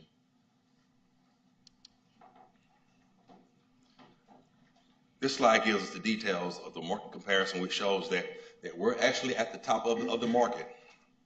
So we're very excited about that. These are job title to job title comparisons. So in this chart, the second column is going to show the actual pay, and then the third column is going to be based on the midpoint. So when you look at our central office salaries, they're right in line with the market pay and the midpoint as well. Campus administration is 3% below the market pay, but the midpoint is 3% higher, which says to us that many of our campus administrators may have less administrative experience. I want to point out that 9%, we're 9% percentage points lower in the market and pay for technology, and we're 4% lower in the midpoint. This is because part of their comparison market would be large companies and refineries in the area. So that's when those other sources come into play when it comes to that comparison. Also, we want to point out that the instructional support is 8% higher in the midpoint. This is based on 5 positions, and the position that's really driving the 8% increase is the deaf ed interpreter because of the high demand for that particular talent. Okay, now I'm just going to show you a couple of the proposed pay increase models we have set up. you know, if you've looked at anything the legislature's doing, we really have no clue what's going to happen. All we do know is we have to pass a budget and we have to pay teachers, so we've got to come up with some plans ahead of time. So that's our goal. We've got 6 models we're going to show you because we want to have plenty of options so we're ready to move whenever there finally is a decision made. First, I do want to just kind of highlight the pay scale adjustments that have been made over the last 3 years. The gray line at the bottom is our 16-17 pay scale. The orange line is 17-18. The blue line is our current pay scale. And so there you can see that we have been doing adjustments for the last 3 years. I would also point out that last year we had noticed as part of our study that while from 0 to 10 years and from 20 to 30 years, there was a nice difference between each year of experience. It was a little bit flat between 10 and 20. So part of our the pay adjustment that was approved last year was to put a little more distance. So now we see a nicer kind of slope of this line, and it just looks a little prettier than it did here where it was a little bit flat. Yes, there's probably a better word than prettier, but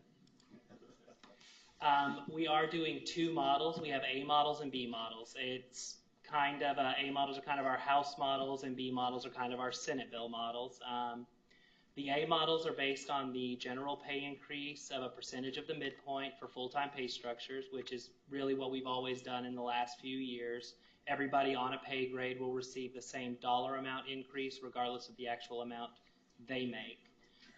Our B models are based on a $5,000 flat increase for all staff members who are on the teacher, nurse, and librarian pay scale, and a GPI percentage increase for all other employees.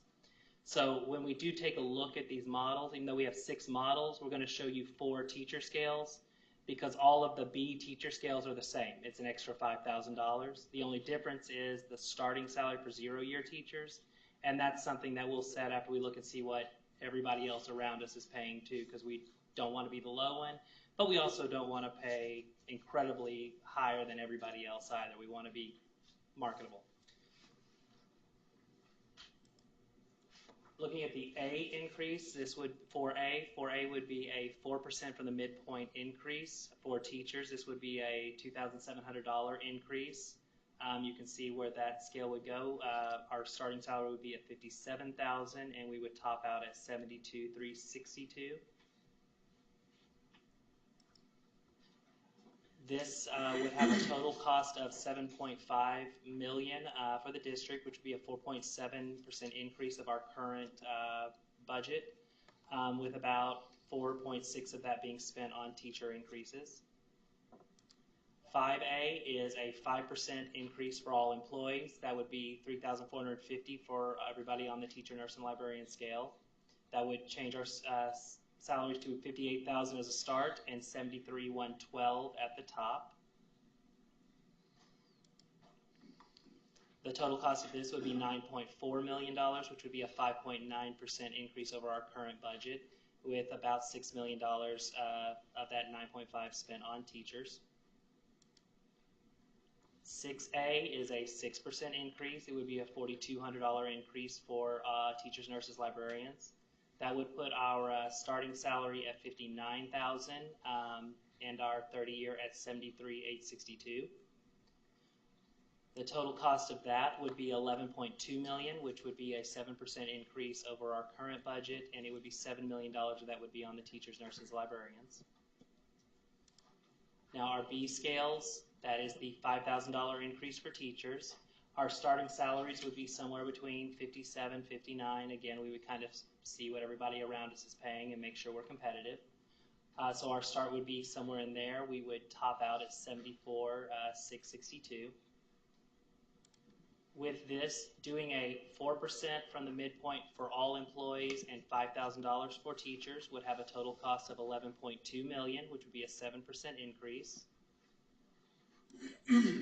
5B would be the $5,000 increase for teachers with a 5% from the midpoint for all other employees. That would be $11.9 million, so about $700,000 more. And the 6B would be a 6% increase for all other employees, a $5,000 increase for teachers. Total cost there would be about 12.5 million, with 8 million of that towards teachers. Do we have any, I know that was super quick and a lot of information, but do we have any questions, anything you'd like me to go back to? I have a quick question. On the B models that take into consideration the possibility of a $5,000 state increase in pay, for example, I'm looking B, I'd say it's BS, but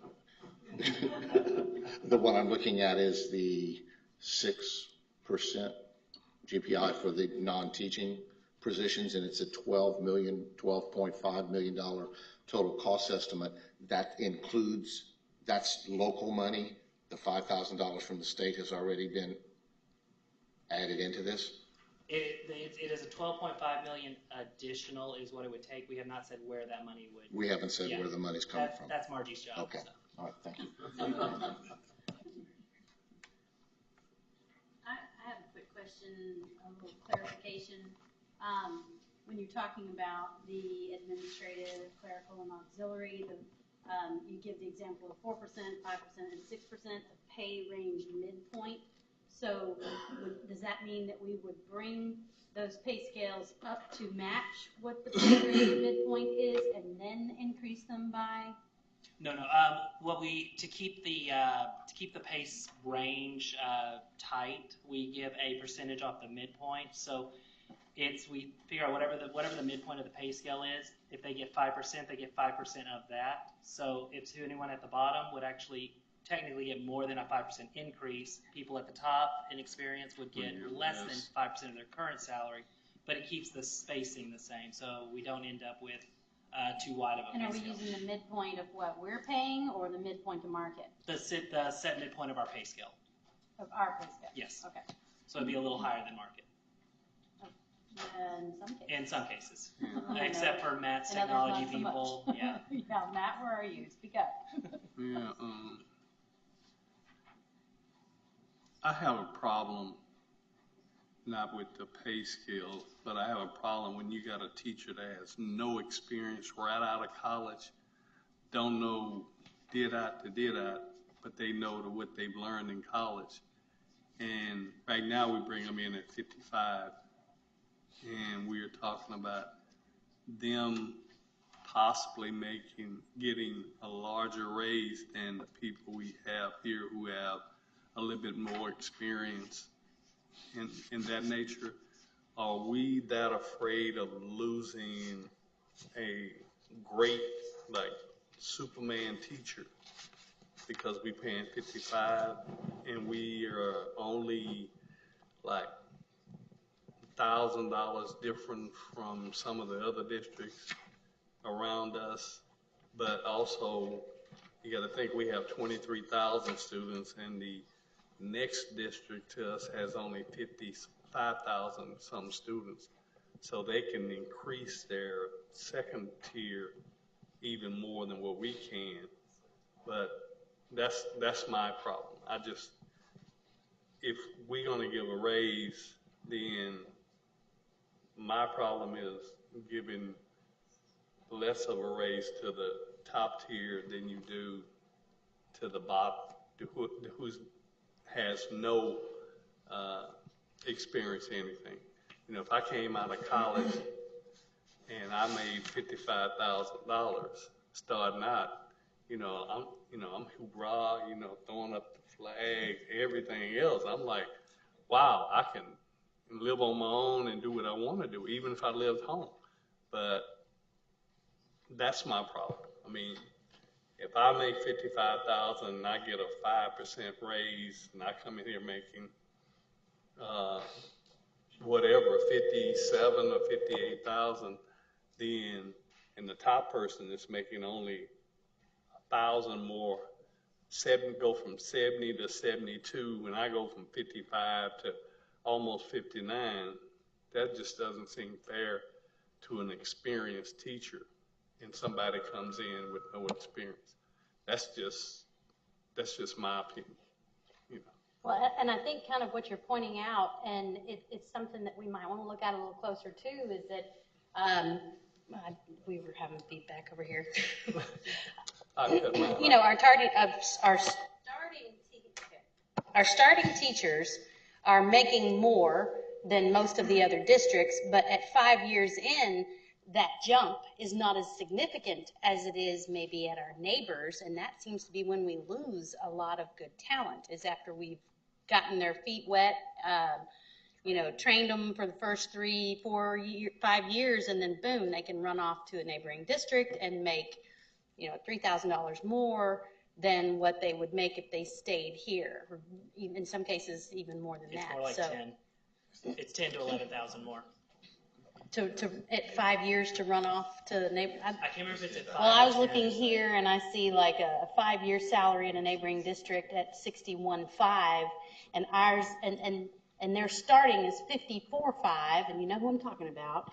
And ours is starting at 55, and it only jumps to 57.275. So I think so it's, there is a significant jump at that 5-year mark for us to lose people that we. The only district for Pacific. I was going to say it is an anomaly district. That's the only But it's our We're competition. comparing to- You know, I understand We're gonna go that, there but it is it's a district that cherry picks us. Also, it's important to keep in mind as well is that we require a lot more talent.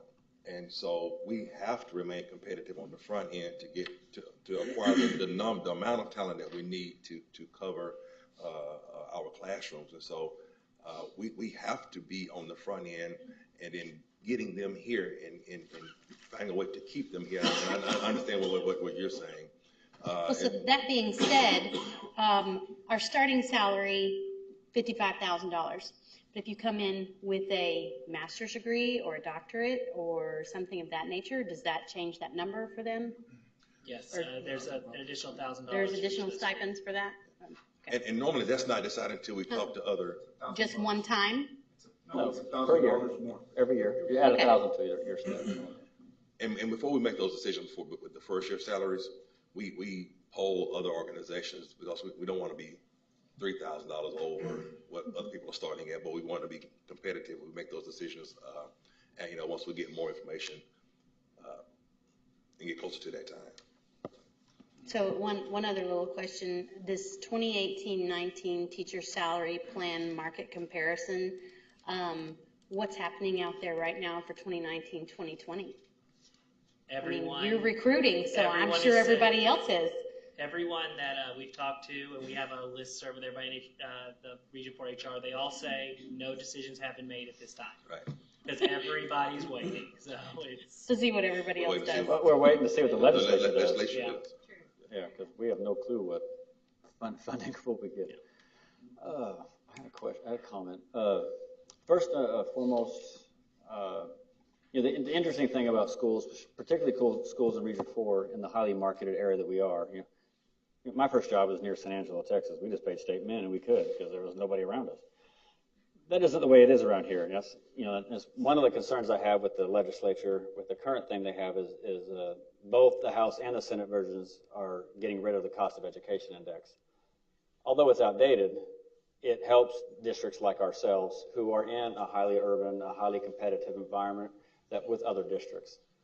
So that, I mean, that, you know, and that was what that was designed for, was to help. It took that into consideration because you compete against 7, 8, 9 schools with probably within a 10-mile radius each way, and then if you go out even farther than that, it gets more.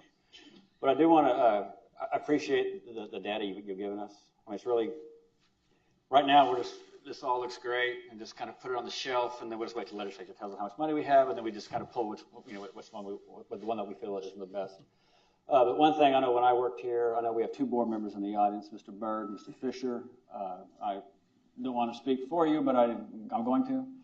I know one of the things of Goose Creek has always been to be at or near the top of the pay, as close as we could, to pay our employees the best that we can pay given the monies the state gave us for what they're worth. We've always been at or near the top. Our goal is always to have our midpoints be at 100% of market, within give or take 1 or 2%, but really strive to do that. I commend you for your effort. You guys you're on the right path. At this point in the game, you just have to wait and see if the House passes or the Senate passes, and we know it's going to be the combination of both and whatever it's going to be. I think we took some hits today, from my understanding, on the testimony, but hopefully that was more not on the funding piece. Because we all compete, and like the comment you made, we all front load.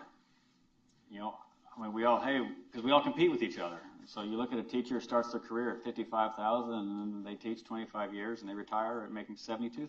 I mean, there's not a big gap, but our goal is to get the best teachers, and we front load. And that's just the competitive environment that we are in, especially in being in Region 4.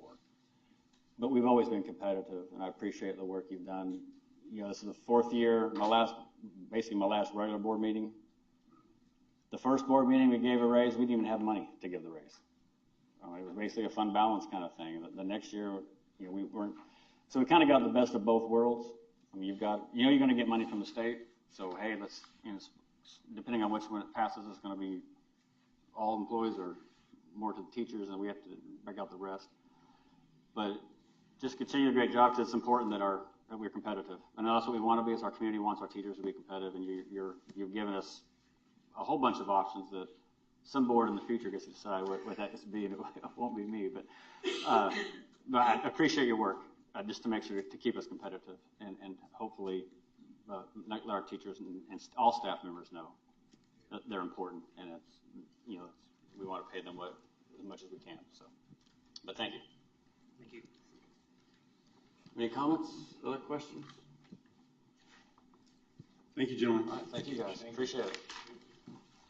Our next wait and see superintendent's report is the 2019-20 budget workshop. Margie and team. Renee. Running out of water.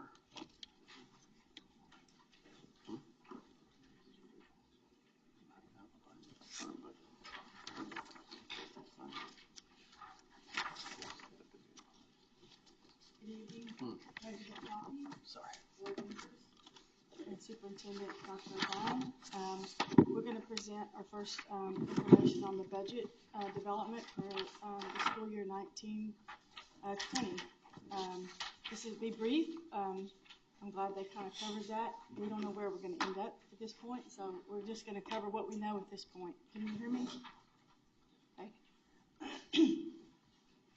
So we're going to cover these 4 topics. We're going to talk about a long-range capital improvement plan that the district has worked on as kind of a fallout from our strategic planning sessions we had. Also, we're going to talk about a new concept of allowing for carry forward of unspent annual department allotments. Very brief on the legislative update, and then sharing with you some certified property value estimates that we received. We started this, like I said, as a result of the strategic planning. It's a data-driven approach to planning for the district, and it really supports all of our policies and procedures and so forth that we've outlined in the strategic plan. And it basically covers a 5-year period and ensures that district-owned assets operate safely and effectively and at a level that services the public, that the public expects. Also to help us be more transparent and to communicate what our plan is with regard to capital needs going forward. This is just a little diagram depicting the process. We identify the needs, set a plan, identify our funding, and set the budget, and then implement those programs, and then revise it each year as needed as we move through the cycle. We've had several meetings. This was just a listing of our committee members. We've tried to include representatives from most of the departments. And you can see the list there. We've all met several times. It's been a pretty big committee. This was just a brief outline of our schedule. We met. We've had everyone submitted through an online process that was created by our purchasing department. We used to call them AARs, for additional allocation requests, and we changed that title to additional funding request. And we also kind of incorporated any operating needs. Sometimes you have mandatory needs because gas prices go up or what have you, and departments have just general operating needs that this committee is also doing as an aside, because we had all the people together and thought that would be a great way. So it's also helping us develop our just operating budget, but we're just focused on the additional funding request. We have a box you can check, is this capital or operating, and we're going to focus on the capital side here Also, we've reviewed all of those, we ranked them, and we put together a report. You have a hard copy of that. It was hard to show that up here because it's so detailed, but we wanted you to see that, and we'll go over that in a minute briefly. But that was our implementation schedule. We're at May 6th, of course, our first budget workshop, and we wanted to present this to you as an initial concept, and then hopefully adopt it along with our budget on June 17th.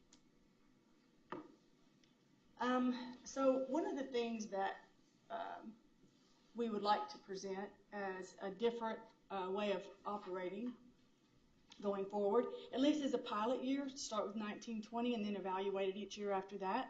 But since we've accumulated sufficient general fund balance and we've met our target and our goal, it's become aware that a lot of departments have projects that they're more, the projects within their operating budget that kind of span both fiscal years and they kind of flow over, a lot of summer projects that don't get completed.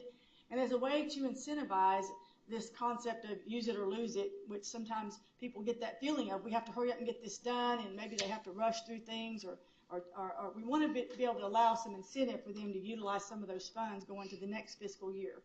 So that was where this kind of rooted from. We thought about it last year, and after we continued to have about 3 years of operating a balanced budget and an adequate fund balance to present such a concept, we decided this might be the time. So basically what the concept is to, once the books are closed and audited at the end of the year, any unspent departmental funds are encumbered, sort of like a PO is encumbered in fund balance or reserved as an automatic carry forward, and then we go amend their budget in the ensuing year for that unspent revenue or expenditure allotment.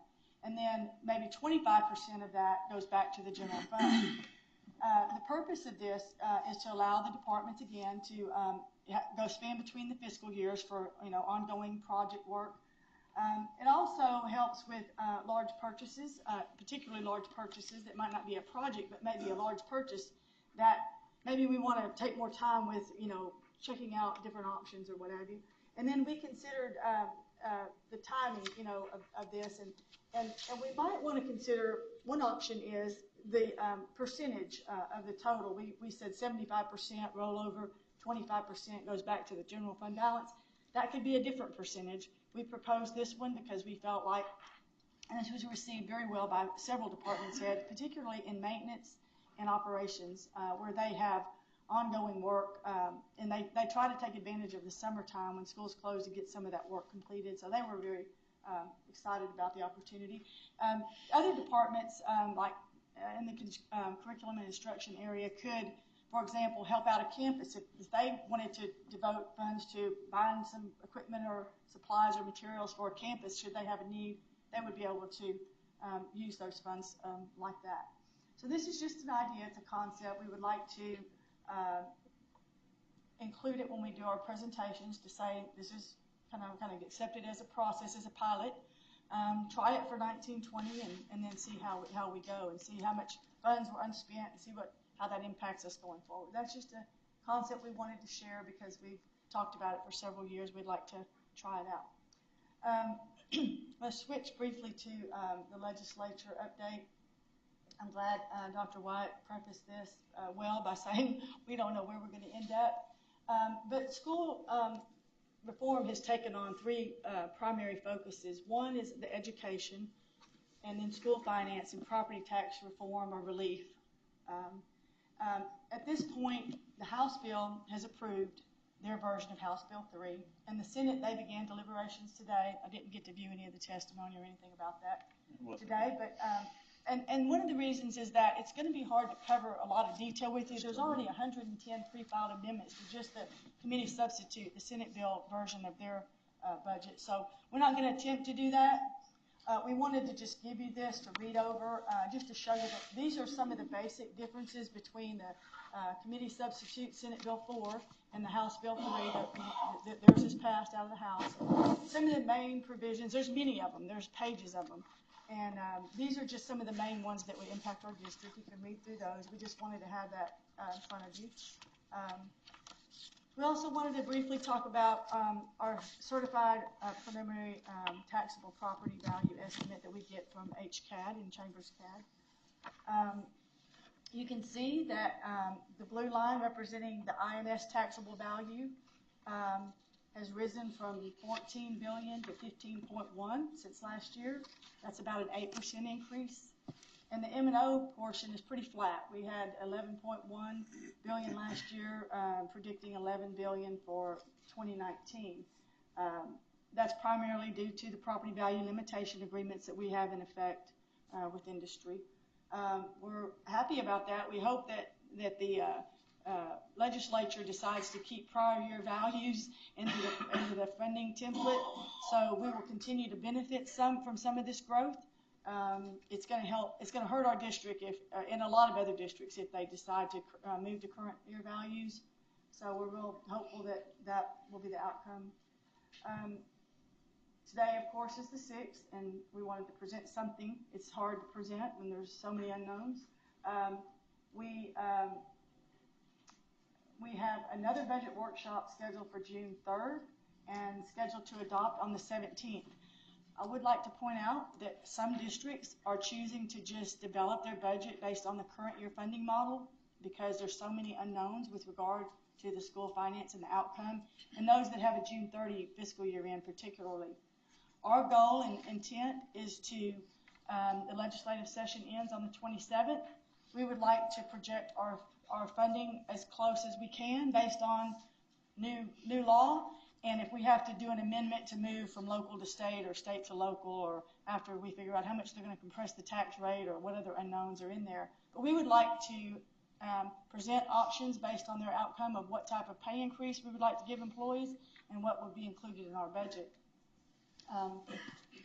And even if it does have to come back and have an amendment, we think we can get fairly close if we go ahead and push that adoption to the 17th. That's our goal.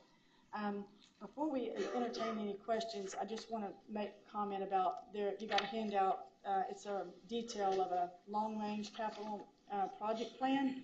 This covers the next 5 years. You can see that we have total projects here. If you look at the bottom of page 2, they total 123 million, I'm sorry. And we have revenue estimates of 115, and that's because we start out with some unallocated funds in our capital improvement plan currently, and we start that balance with about $7.5 million. We've scheduled out all the needs, all the AFRs that we receive from all the departments.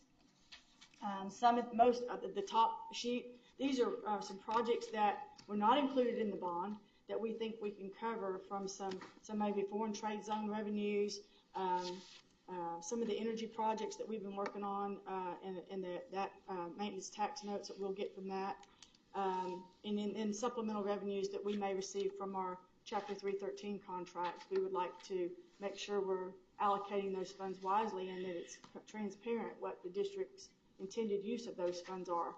So this is our initial estimate. We would like to adopt this, even though this is not a legally adopted budget. We would like full transparency. We would like the board to have this information when we adopt the budget, as this is our intent for the 1920 school year on capital projects. The estimates were made very conservatively. None of the expenditures would be authorized until after the tax collection date, due date of February the 1st, so that we would know what revenues were received and what then we can approve. So we would come back with that final data. So with that, I'd be happy to answer any questions this time. So Margie, just to piggyback, the session ends May 27th, I believe. Is that correct? And our next scheduled meeting in which you'll be doing another presentation like this, it would be hard to compress and get information between the 27th and the 4th, I think it was. But there is a possibility that all this could come out of both the Senate and the House, and we could have information possibly within the next week or so. So that would give you the time that might be necessary to have more accurate numbers on the June 3rd budget workshop. But your goal is just to get us closer. as information is provided. We're still in a wait We and would see provide pattern. a rough estimate on the 3rd and then refine that somewhat by the 17th. I would like to mention that there's the runs that are provided that they take all the school districts and they look at the impact that all of these provisions or all of these bills would have on each district. Currently, the district stands with the House Bill 3. Pete, correct me here if I'm off base, but I would say most districts prefer House Bill 3 over the Senate bill. It provides more funding. It would provide the district with about 13 million additional in funds, and the Senate version provides about 8 million. So there's about a $5 million spread between just those two as they currently stand, and who knows what the Senate is going to end up after the 110 amendments that were filed.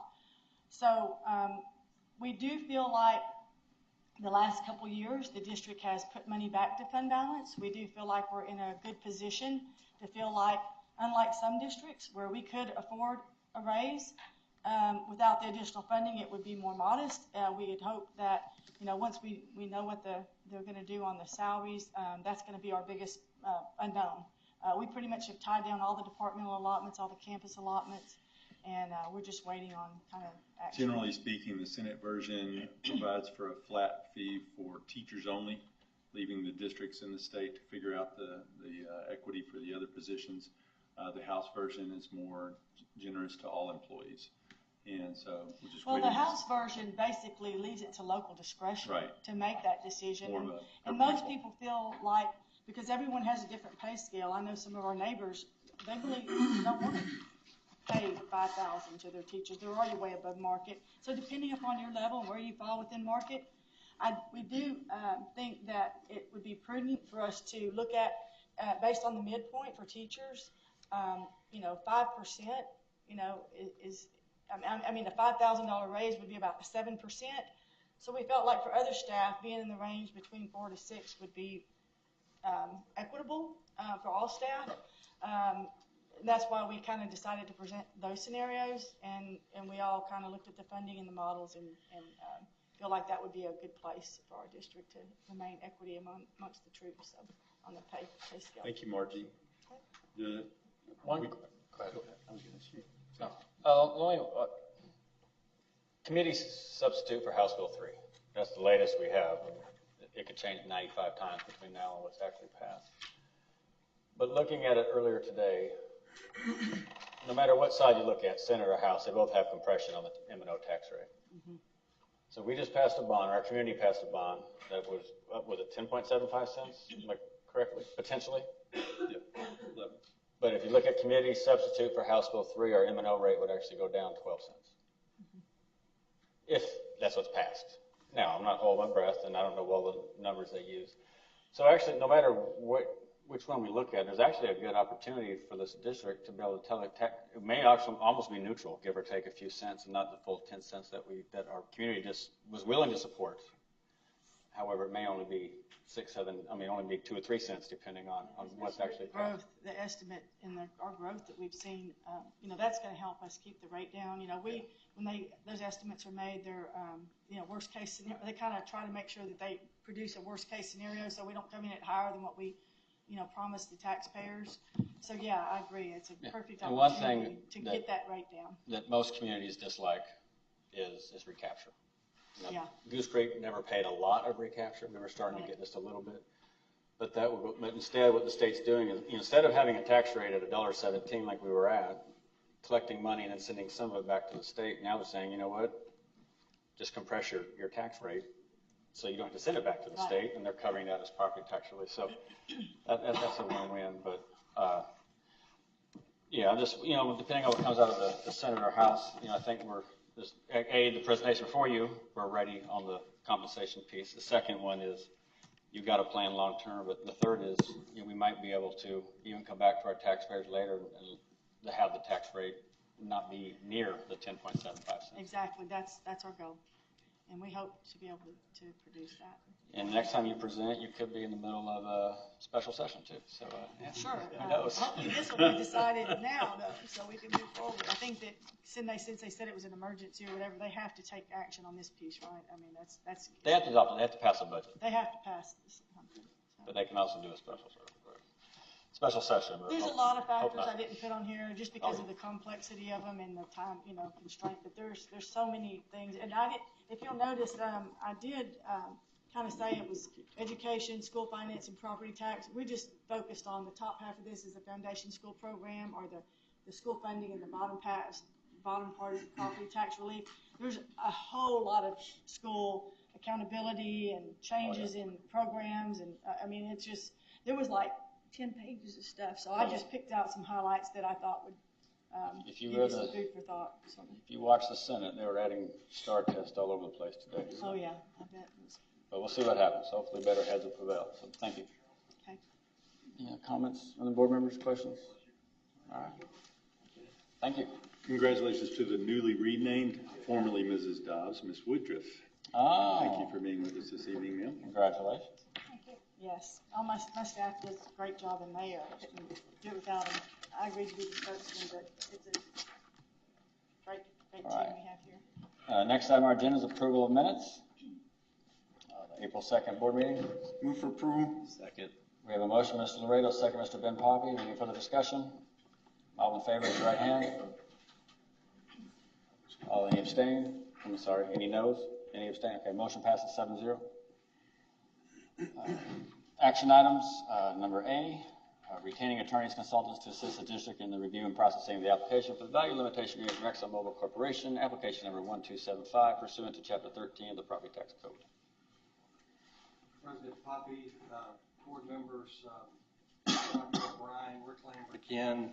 I'm here on action items A through D that are all related to the amended 313 agreement for ExxonMobil. The first one, I think I announced last month that we had a name change for our firm, which is now Powell, Youngblood and Taylor.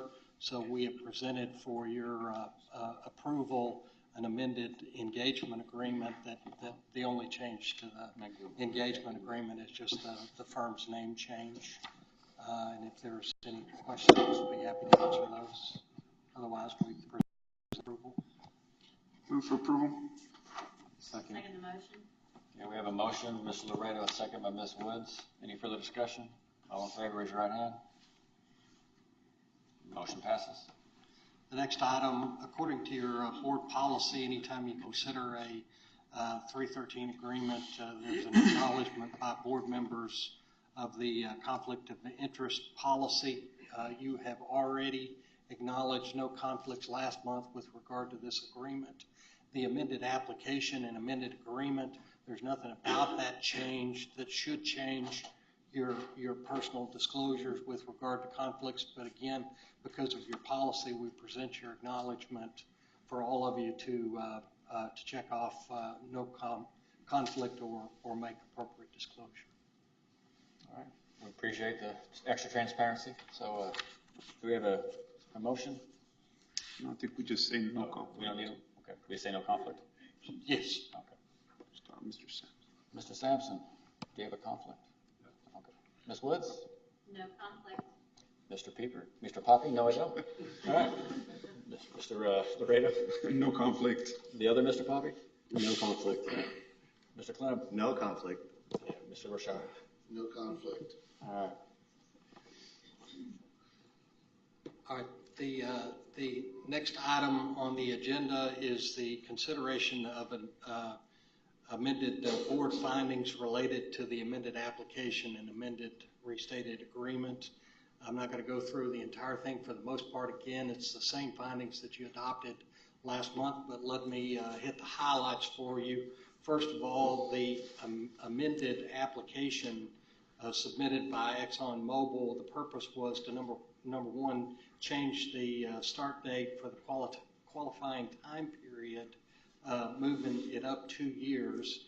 And if adopted, the qualifying time period would begin today, May 6th, 2019. In addition to that, there are amended values for the project in Schedule B. And just to make sure that you know what you've got in front of you, you should have a folder, a blue folder in front of you. In there at tab 1 is the amended certification from the comptroller. Number 2 is a amended public finance report at tab 2, and tab 3 is the first amended and restated 313 agreement. So if you look at the amended certification under Schedule B, you'll see the amended values. Essentially, the comptroller has issued an amended certification. Your school finance report updates the finances, but the main changes are there was a slight increase in the loss of M&O to about $13.4 million. Again, as in all agreements, that is made up by revenue protection payments. There is also a change with regard to the supplemental payments. First of all, for this current tax year, you'll receive $2.4 million as a supplemental payment, and the total anticipated supplemental payments will be approximately $38 million.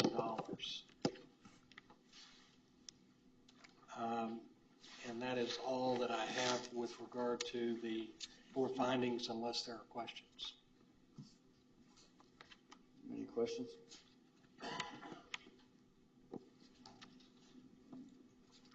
Do we have a motion?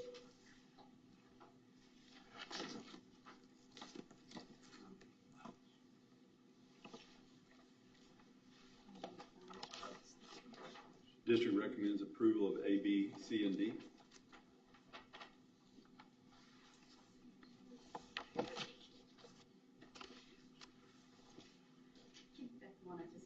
Okay.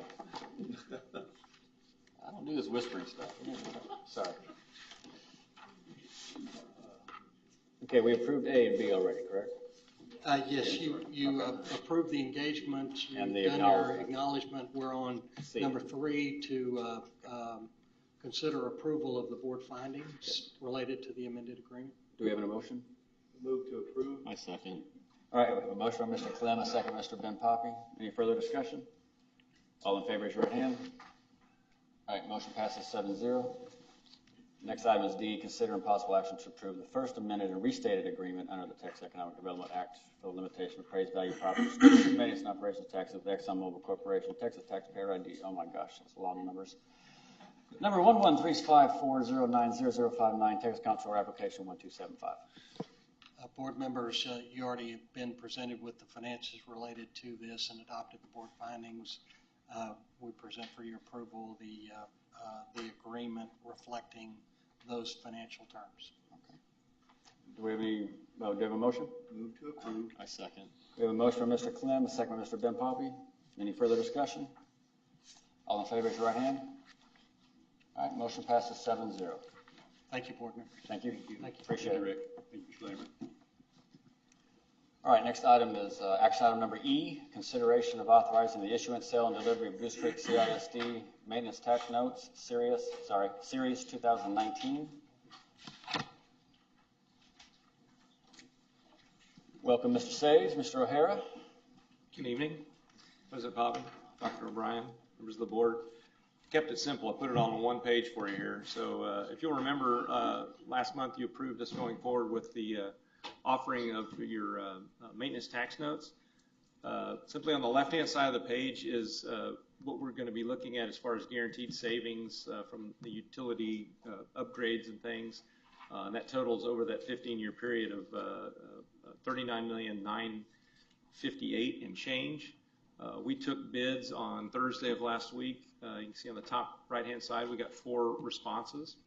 JP Morgan offered the best bid at a 2.94% with no legal or management fees. You can see how closely it was with Sterling National Bank right behind them at 2.96%.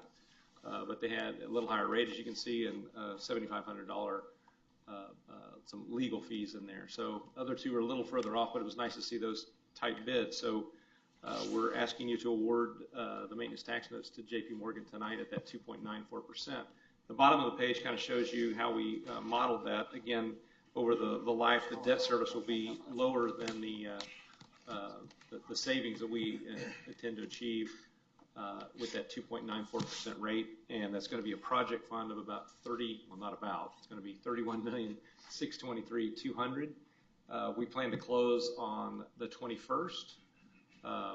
After you approve this tonight, I turn it over to Tom Sage, and he works with the Attorney General to get it approved, and we're very, very happy. I went out on a limb and I bet Margie, I said we're going to get below 3%, and by God, they made me look good. That's amazing. Yeah, very, very happy with the bid. We did a lot of work today to make sure that J.P. Morgan had all their ducks in a row, and I think everything's hot, straight, and normal, and we just need your approval tonight to go forward. Certainly, I'll echo that as well. Tom said, my name is Kurt. I'm here with Clay Holland, my partner, who we would work on this transaction. Number one, congratulations on a little thing that happened on Saturday. Thank you. Thank you. Point of privilege there. But separately, unfortunately, I was not able to get all my work on one page. So we have a set of documents for you to memorialize this transaction and take it through the Attorney General process. No attorney's got anything on one page. We know better. But again, congratulations on the great result today. We did, and Margie and Ryan and our team, we did a lot of work with J.P. Morgan today to kind of get the terms right for the district, and we're very pleased to present this to you for your approval today. Move for approval. A second. All right, you missed one, Mr. Woods. We have a motion by Mr. Laredo. We have a second. Benny second. Okay, Mr. Ben Poppy seconded. Any further discussion? All in favor, raise your right hand. Any opposed? Any abstain? Did you vote, Mr. No, that's all. It was unanimous. I voted. Okay, I'm sorry, I just missed it. Okay, gotcha. So motion passes 7-0. Sorry. Thank you. We're counting. Okay. Thank you. Thank you. Okay.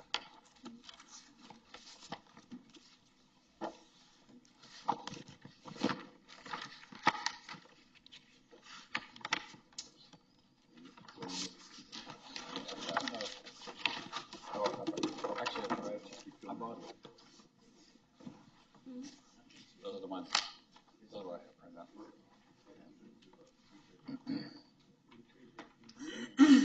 All right, next item on our agenda is item F, consideration of consent agenda. All right, this evening for administration, we have for your consideration on the consent agenda, number one, donation of Goose Creek Education Foundation. Number two, donation from Pro Computing. Number three, addendum to the interlocal agreement for specialized services with Harris County Department of Education Academic Behavior Center, ABS East. Number four, interlocal agreement for specialized services with Harris County Department of Education Academic Behavior School, ABS. Number five, addendum to the agreement between Goose Creek CISD and Diagnostic Assessment Services, DAS. Number six, instructional allotment with Antiques certification for the 2019-2020 school year. Number seven, DARE Program Memorandum of Understanding for the 2019-2020 school year. Number eight, resolution for submission for the Promoting Student Safety Through Prevention with the Criminal Justice Department's grants.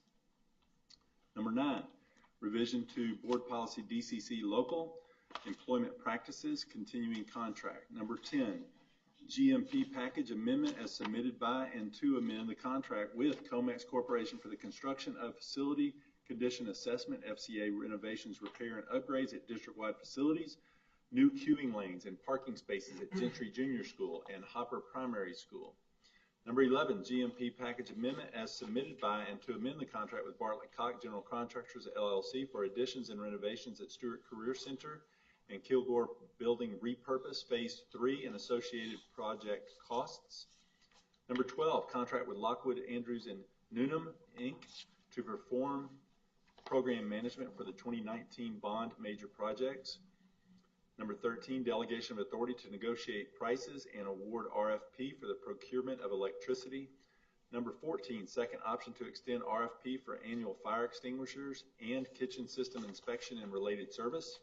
Number 15, third option to extend CSP for solid waste management services. Number 16, third option to extend CSP for technology equipment, supplies, and services.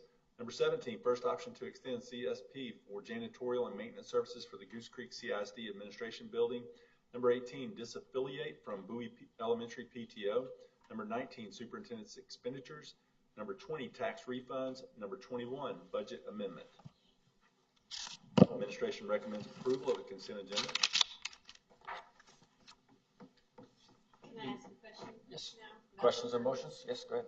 Number 13, I don't know. Our board doesn't have open right, so I know we received an updated one.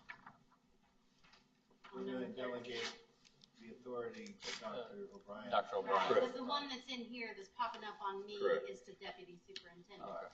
So It is to me, it is to you. Okay, that's all I the want. corrected version, yes. I have that right here. On number 8, with the criminal justice department grant, there's a clause in the resolution. Yeah. Is the grant for $125,000 and we're agreeing to match that with the funds? Ginger, is she still here? No. Okay. But I'm here. Can you clarify the second whereas? Well, we're glad you're here, Dr. Okay. I'm sorry? Help us Can you out. help me understand the second whereas on the resolution? It does appear to be a matching grant.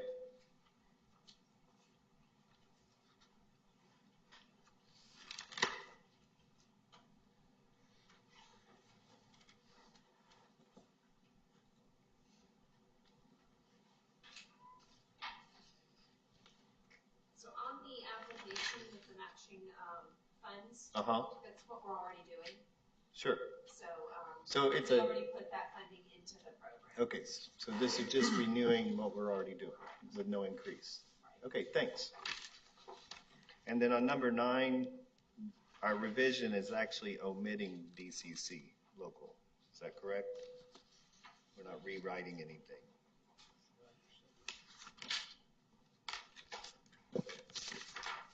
Right?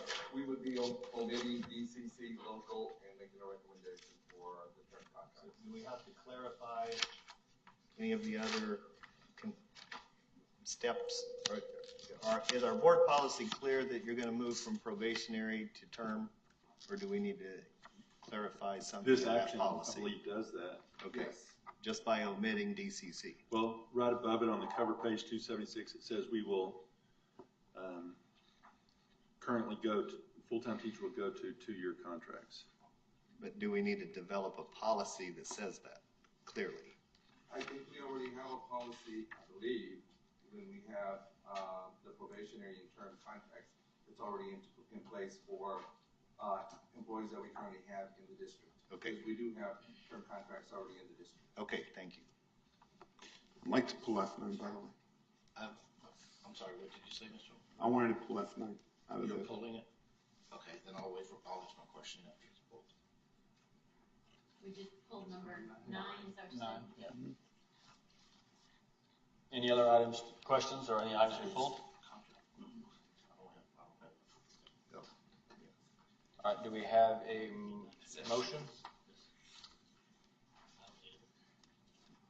I make a motion that we approve consent agenda items 1 through 8 and 10 through the last one. 21. Thank you, 10 through 21. Second. We have a motion by Mr. Ricky Clem. We have a second by Mr. Al Burchard.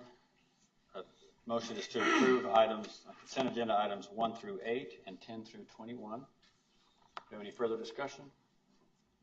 All those in favor of the motion, raise your right hand. Any opposed? Any abstain? Did you vote? Yes, Man, I swear. I'm gonna have to start waiting. You're going to have to. I'm losing it. Pass these down. All right, so that motion passes 7-0. We will now go and discuss item number 9.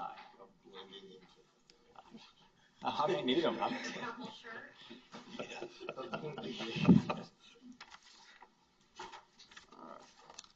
I've asked Mr. Chapa to be prepared to discuss this item should the board members want more information.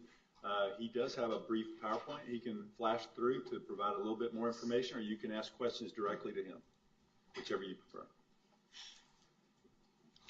Let's go ahead and have the presentation since that is the administration's recommendation. Then we always ask questions along the way.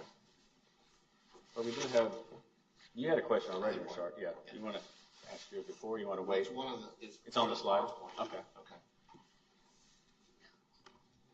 Can I proceed? Please do. Yes. Okay. Good evening, Mr. President, Dr. O'Brien, and school board members. Chapter 21 of the Sex Education Code requires a school district to employ persons in positions requiring certification under employment agreements, and these agreements are commonly referred to as Chapter 21 contracts. There's three types of contracts, generally three types of Chapter 21 contracts: probationary contracts, term contracts, and continuing contracts. Those individuals that receive these contracts are individuals such as classroom teachers, counselors, nurses, principals, librarians, and all administrative positions that require a certificate that's issued by the State Board of Education certification. Probationary contracts, those are for professionals that are hired in the school district. The first year must be on a one-year probationary contract. If they've had 5 out of 8 years of experience, if they're fresh out of college, they need to be on a probationary contract for 3 years. The probationary contract gives the district an opportunity to evaluate those new employees and see if they're going to be a good fit for their districts. Starting with the 2019-2020 school year, as a district of innovation, all teachers hired in Goose Creek CISD, regardless of the years of experience, will be issued a probationary contract for their first 3 years here in the district. We currently have 513 employees assigned to a probationary contract. 129 of those 513 are scheduled under the current policy right now to receive a continuing contract for the 19-20 school year. Term contracts, when a probationary contract employee completes his or her probationary period, Chapter 21 says that they're required, the district, to issue them either a term contract or a continuing contract. And the word term contract means that it's a contract that's set for a fixed term. The term, the employment for a term can be set up anywhere for a period of time to a maximum of 5 years. And most contracts for classroom teachers are fixed for a term of 1 school year at a time. Goose Creek currently has 212 employees assigned to term contracts, and all those individuals that are assigned to 2-year term contracts that are assigned to a term contract have a 2-year term contract. Continuing contracts, in a recent statewide survey issued in 2016-2017, that of school districts who participated in the types of contracts that they used, employment contracts that they use, Cindy Clegg, Director of HR Services for Texas Association of School Boards, said that there was only 3 school districts in the state of Texas that were still currently using continuing contracts. Us, San Antonio ISD, and Rio Grande City ISD. Continuing contracts are very similar to tenure rights. Those contracts do never expire. They will continue until the employee resigns, retires, or is released or discharged for good cause, or chooses to go ahead and return back to a probationary status in accordance with the law. So Goose Creek administration is recommending that all current employees on a continuing contract remain on a continuing contract. We're not going to touch any of those individuals. What we are recommending is that all new teachers hired for the 2019-20 school year and beyond be issued 2-year term contracts after their probationary contract period has expired. The recommendation change of contract status to term contracts would enable our district to meet the changing dynamics of new federal and state laws and mandates regarding testing, evaluations, staffing, instructions, and further regulations of district ratings.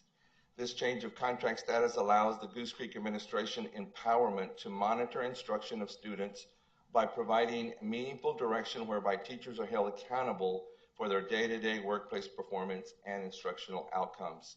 The Goose Creek administration believes that it would be in the district's best interest to issue term contracts to all future Chapter 21 certified employees once they have successfully completed their probationary contract period.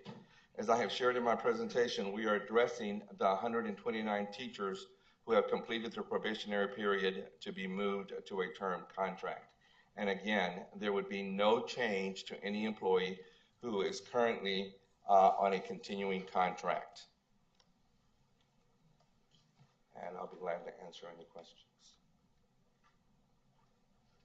I think you just answered my question. I believe you just answered my question, but I want to hear it one more time. The 129 employees that sitting right now on ending their third year of probation will not be offered continuing. They will be put on a 2-year term. That's what we're recommending. Yes, sir. Okay. I have 2 more. Can I just go through mine? Okay. If this is approved and the teachers are put on 2-year term contracts, are they going to come to the board every year similar to the administrative contracts to be rolled over? Yes, sir, they would. They would be. So they would follow the same pattern of renewal just as the administrators do. Okay. Yes, sir. And the current teachers that are on probationary year 1, probationary year 2 would be on terms also when they got yes, sir. Finished once they completed their probationary period. Okay. Yes, sir. Thank you. That's clarification I needed. I just want to make a statement. Kind of ironic that this is coming up on Teacher Appreciation Week. I think that being a teacher, and being a teacher when I went from a 3-year contract to a 1-year contract, and being told that it was something that everybody wanted, it wasn't true. And this is one of those things. We just had an example where we have over 50% of our teachers are tenured teachers. And I want to think that considering the fact that how much our insurance costs and how much it costs for them to get that medical because of TRS active care, they're still with us. It's because of loyalty, and I also think because of continuous contracts. If you have a problem with a teacher not performing their job, there's a process that has to be performed by administration in order for them to have those teachers removed. I think it helps in the recruitment of teachers. I also know, because being a teacher, it's like you hang out with people that are like you, and people that have come here. That's one of the things that they said was a deciding factor for them. I think it helps us keep. I think earlier Mr. Fisher alluded to the fact that we're changing our policy based on a tiny percentage of teachers that maybe aren't doing what they're supposed to be doing. Well, let's get our administration to do what they need to do and put these people on growth plans. And therefore, that if they hopefully they improve, and if they don't, well, thank you very much, and you can go down the road. But for the vast majority, they're doing their jobs, and I know we're grandfathering the ones that are here.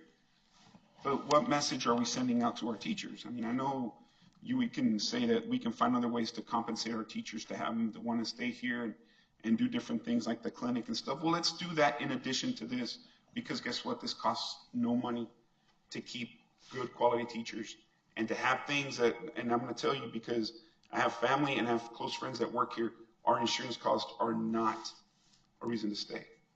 I think that we owe it to our teachers that are doing the right thing, and for the teachers that should be coming here, because as much as we pay, it still doesn't give to the fact, we're probably the last artery as far as traffic goes that people come to. Everybody, this part's starting to grow, but we're not there yet. And we have a district down the road that's competing with us for people, paying a lot more. This is a thing that might help people decide this is where I want to be. I don't think it's, and I know maybe you guys don't feel the same way I do, and that's okay. I mean, I'm not here to, this is not ever has been a personal attack on anybody. All it is I think it's important that we appreciate the people that are in the dredges, the people that are out there working day in and day out. You can pass any program, we spend a lot of money on PLCs. We spent a lot of money for a long time doing capturing kids' hearts. We spend a lot of money on a lot of different programs. This is something that doesn't cost anything and is a tiny thing that goes a long way for teachers. And teachers, like I said earlier, at the end of the day, are the ones that are walking into that classroom and taking care of the thing that's our number one priority, which is our kids. Kind of a point of discussion for the board. I'm concerned with the year 1, year 2, and year 3 probationary teachers that came into the district if they came because they felt that they could earn a continuing contract, I feel that we might be letting those down, and that's 513 employees, according to the chart. Okay. I would like to know if we could discuss implementing this new policy only for teachers that are hired for the 1920 school year. So that if those teachers came to us because we offered them a continuing contract after 3 years, that we uphold that commitment we made to them when they first signed up 2, 3, or last year. Is that possible? Discussion. That's my point. I'm not concerned about, I'm sorry, I don't want to sound crass here, but those teachers that are on continuing contract now, we're not affecting them at all. I'm looking at, if we implement this, it should be just with brand new people to our district, so they're entering our district under the same rules that other districts are currently implementing on their teachers when they hire them this summer for next year. That's my say. Thank you. Any other comments or questions? I mean, I know if a motion is made, the motion can be made that for only those employees effective hire dates or first day of school in August of 2019 or whatever, which would take care of your years 1, 2, and 3 on probation. Okay, so that was number 9. All right, so the recommendation,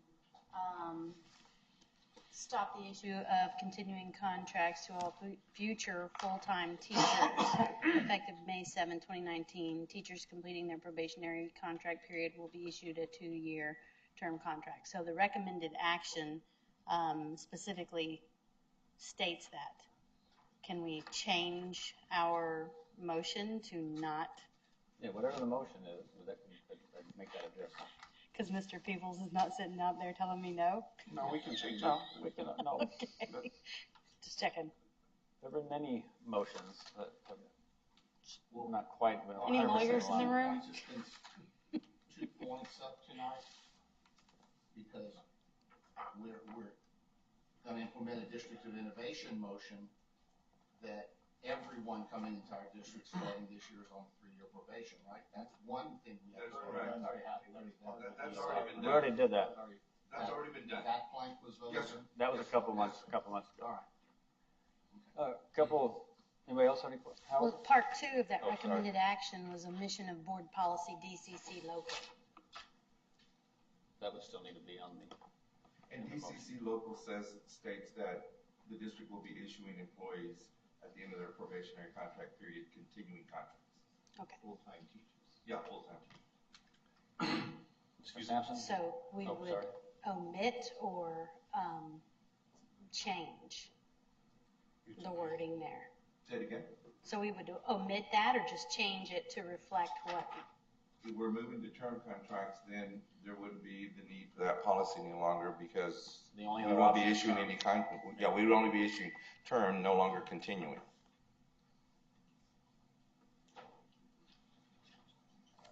Yeah, go ahead, Howard. I'm Ms. sorry. Wakeler? Okay, Mr. Sampson.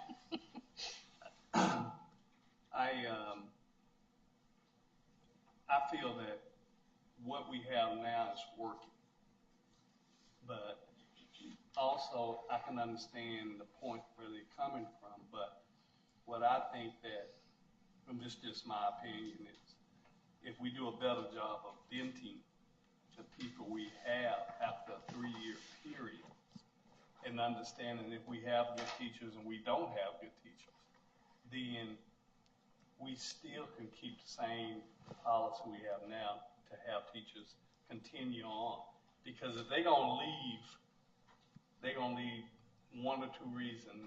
They move somewhere or the pay is too low. It's not because of this continuing contract. I don't think that is what is bringing them to this district. If they are starting out in this district and somebody recruit them because of more money, then, I'd leave too.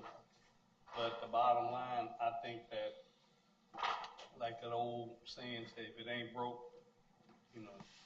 ain't no sense in fixing it. And even though we are 1 of 3, then that makes us unique anyhow. So we will be bringing in teachers who are more experienced. And that's my whole thing, is experience, bringing teachers in who are experienced. If they turn out to be, excuse my expression, crap, then we move them on. But I feel that, my opinion, just for me, that I like the policy we have before. We went through this before Mr. Chopper, you came to the district, and the same reasoning came up. I don't believe they're coming here just for the long-term contract. I think they come in here because we do pay more, and now with some of the adjustments we're gonna do, they'll, continue to come. But that's my feeling. Yes, sir. Okay, so I have one more question about term contracts. You're suggesting that we offer 2-year term contracts in lieu of the continuing once they've completed their probationary period. Now, is that across the board for, all new hire teachers, starting with the ones that you have right now? Yes, ma'am. So we wouldn't be considering looking at teachers on case-by-case basis and issuing them like a 1-year term or a 3 or a 5, or depending on, because No. so their supervisor couldn't offer a different term. No, ma'am. Okay, so it would just be straight 2, and that would go into the local, DCC local? Yes, ma'am. Straight 2-year term contract to be renewed every 2 years. Okay. For all contract employees. For All contract contract employees, nurses, Yes, ma'am. teachers, etc. I'm And that looking at the includes 2 principals recommendations that the administration is recommending, is, I believe, the second to last slide. And I do not think that the year 1, 2, and 3 people are included in these 2 recommendations. It does not address those currently on probation. It says all those that are hired for 1920 will be on the 2-year after the probation. It says nothing about what's going to happen to the 512 people we currently have on probationary contracts in either of the 2 recommendations. So that has to be addressed. Well, it would take board action again after this year if you're interpreting as it's only for next school year that they be term contracts. Then at this time next year, we may be back up here and saying, well, now we want to go ahead and go back to issuing them continuing contracts. Our recommendation is that starting with this next school year, 1920, from here on forward, we would be issuing term contracts and moving away from continuing contracts for all future employment of Chapter 21 employment employees. Okay, I don't believe that's what the recommendation reads. I just don't believe the wording of the recommendation fits what you're saying. I understand what you're trying to say we're going to do, but I don't think that if we approve this as said, as the 2 bullet points that are on this slide, if we approve it as that, I don't think we're addressing what happens to the P1, P2, and P3 people. So We alluded in the thing that 129 of 512 would be getting continuing, but it doesn't say they're not going to be getting continuing. So Unless you're considering those at the end of their probationary period, new teachers So hired. it is handled in the verbiage on the page 276. No, that doesn't help me. All I have in front of me is this. Is Okay. there anything? Goose And Creek I CISD don't have anything in writing today. I'm sorry. Okay. The Goose Creek CISD will stop the practice of issuing continuing contracts to all future full-time teachers, period, effective May 7th, 2019. Teachers completing their probationary contract period will be issued a 2-year term contract. Okay. See, I don't have privilege to that. Right, and now. that's what I read earlier, and that's why I was asking if we were gonna, if we chose to, could we make a different motion other than what's written here? We can clarify that later. We'll make the motion. Any other comments, questions? I got a couple. I was waiting. I'll let everybody go. Just real quick, Mr. Chop, you keep saying we, and I know that's kind of like we, the administration, or we, the personnel department, we who? We the administration, sir. Okay, is that a committee or teachers involved or what? It was discussed in executive council and cabinet, and then it was also presented, this presentation was also presented to ILC. So they were aware of our recommendation. Okay. A couple, anybody have any other questions? All right, I'll just, a couple of things on the notes that I had jotted down.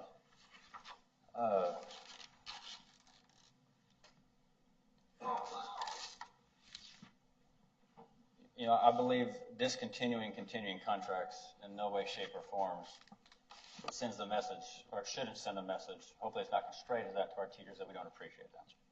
I mean, they're the souls of our district. I mean, there's a reason only 3 districts still give them in the state of Texas, and it's not because we're the 3 districts. It's because, you know, I mean, it's because everybody else has gone away just due to what's at stake and how competitive things are. And district campus principals shouldn't spend 3 years of their career trying to document a repeat offender. They need to be helping all teachers in the classroom. I know every attorney in education that I have spoke to over the past 2 or 3 years, their advice is to always not give a continuing contract because it does bind your hands. It gives tenure-like, it's not complete tenure. Now, if I remember correctly, I'm going to go off my head, and please correct me, Dr. Chapa. Last time this came up, I remember, I wrote down, I believe you said on average, to get, if you have a teacher who's, we're talking a small percent here of our teachers. You have a teacher here, continuing contract, not, you know, doing what needs to be done, not, it costs approximately, I think you said it was $40,000 of districts, up to a year's salary for that whole process. Yes, sir. Taxpayer money, our employees' time that's not helping student achievement, not helping do what's best for our students. A term contract, you know, there's still due process, there's still processes in place. It's not like, hey, I don't like you, I can get rid of you. It doesn't work like that. That was, I think it was on estimated about $20,000 to $25,000 on an employee that was a repeat offender that wasn't living up to expectations, yada yada. And so, you know, with that being said, the other concern I have is you're making a decision, or we haven't made a decision, after year 3. Teacher doesn't even hit their prime till years 5 and 7. And we're giving, you know, hey, your first 3 years, they can be a great teacher. They can be a great teacher for the first 10 years. Life happens. Things change. Absolutely. And so, I mean, I know with all the stakes, whether, you know, I'm not a star fan any way, shape, or form, but that's the accountability system we live in. So, you know, I feel that in order for us to do what's best for our students as a whole, I fully support the administration's recommendations. If we want to modify it on the other piece, on the P123, I'm fine with that as well. But you know, I just feel that even after 3 years, you're tying your hands and you're making a decision when you really don't have all the data really that you need, I think, to make that to do that. So I feel, you know, that's just the way I look at it. You know, granted, I've always been on the administration side, but you know, I do have a wife who taught and told me many times, if you do your job, you have nothing to worry about. You know, that's really that was most teachers I've talked to always said, I'm never worried about it. I do my job. I love my kids. I take care of them. I make sure they success and excel, and it's never an issue. So with that being said, do we have a motion? Do we want to make a motion? I know we've talked about those P123s. I'm going to access to the board on that. I just do it out for discussion. Okay. I'll make a motion, and I would move that the recommendations on, okay, I move that all current employees on a continuing contract remain on a continuing contract. Also recommend or move that all new teachers hired for the 1920 school year and beyond be issued 2-year term contracts after completion of their probationary contract period. You don't have to write that up. That's basically the recommendation from the administration. No, it's not. Did I miss it? Okay. Sorry. It's not. And if you, you know. She's excluding Do we have The discussion probationary before a teachers, second? Year 2 and year 3. Year 1, 2, and 3. So if you're under Am I probation, understanding right? 1, 2, and 3, you would go to continuing. Because they were because they were already already hired. hired Yes, under gotcha. Okay. auspices of a continuing contract. All right. Second. We have a motion from Ms. Woods. We have a second from Mr. Richard. Do we have any further discussion? All in favor, raise your right hand. Any opposed? All right, motion passes 5-2. Thank you. That concludes consent agenda. All right, next, thank you, Dr. Chapa. Our next item is item G, future board agenda items, board training, board meetings. I believe we have future, okay, do we have any future board agenda items? We have, I'm sorry. Do you have any future board? Well, just the workshop. We'll need to talk about that a little bit, but go ahead and get the agenda items first. I'm not sure I have an agenda item as much as a request, but I know we're going to be approving handbooks in the next month or two, and I would strongly encourage administration to include our strategic plan and a portrait of a graduate in any handbook we publish. Great idea. Yes, sir. And I think we're all going to discuss maybe a budget workshop besides on the 3rd, I hope. So I'll defer that to someone else. What, okay, any future board agenda items? Board training? Is there anything coming up? Board items? Yeah, the next item is any board meetings or board items? Do you have any board items you'd like?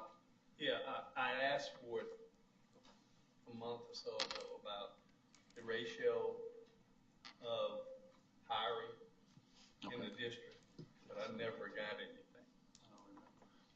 I have that for you, Mr. Sampson. But I want it now as a board item. Oh, okay, so for the next meeting? To be put, yes. Okay, as a report, superintendent report? Yeah. Okay, is that okay? Yes. Superintendent report. All right, next item, board meetings, did you have any? Well, do we have something on May 16th? Strategic plan, board development, For board training? maybe? Is that Gulf Coast? You just had that, didn't you? Is that when we? SLI is the next thing, right? No, Training. canvassing is on the 15th, but I don't know why I have that on my calendar. All right. Okay. No, I'm gonna get back with you on that one. Okay. All right, so, board meetings, I know we do have, the May 15th is a canvas, correct? Right. Yes. And that's just, we just need 2? What time? Do we have? 2 volunteers to come and canvas. Do we have What any time? other, is there a 313 need we needed or anything? Or did that just happen? That just happened. Okay. The only thing we may have is an administrative hire. Okay. Do you want to have just do canvas things we have, or do you want to have another meeting prior to the top 10 on the 20th? A quick. We didn't want to have action items on that night. We wanted to honor the kids. So if we could do it on the 15th, that would be better. Okay. So now we have to have 4 people on the 15th. That would be better for us. I had them plan on being there. Okay. It'll have to be in the evening then, for me. On the 15th? I can come in the evening. It's just a June.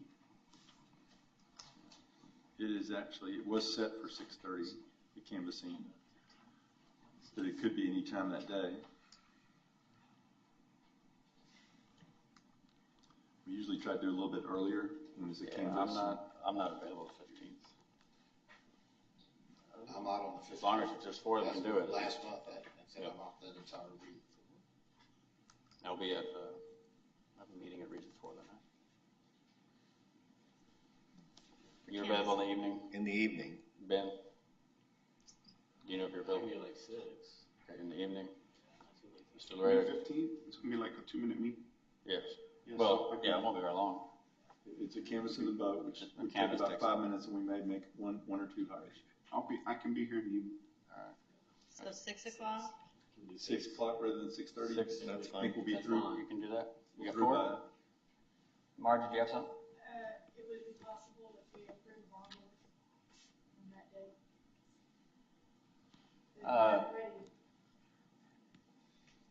Don't we have the 30-day wait, or can you go ahead and approve it? After we canvass the votes, but after that we can approve the bonders.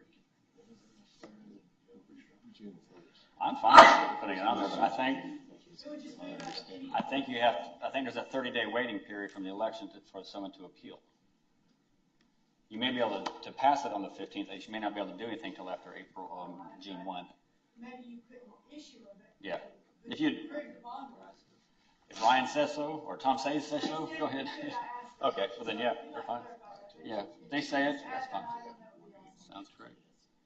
All right, so it'll be May 15th, 6 p.m. Just the top 10. We got 4 or 5 that'll be here. All right. A couple of quick agenda items, and then canvas. Next meeting, the 20th isn't going to be a meeting. That's just going to, it's going to post it because more of us will be here, but it's top 10. Yes. All right. And that's at 6 p.m. May 20th. May 15th. Then don't we have? We got impact graduation. You got graduation at the end of the month. All right.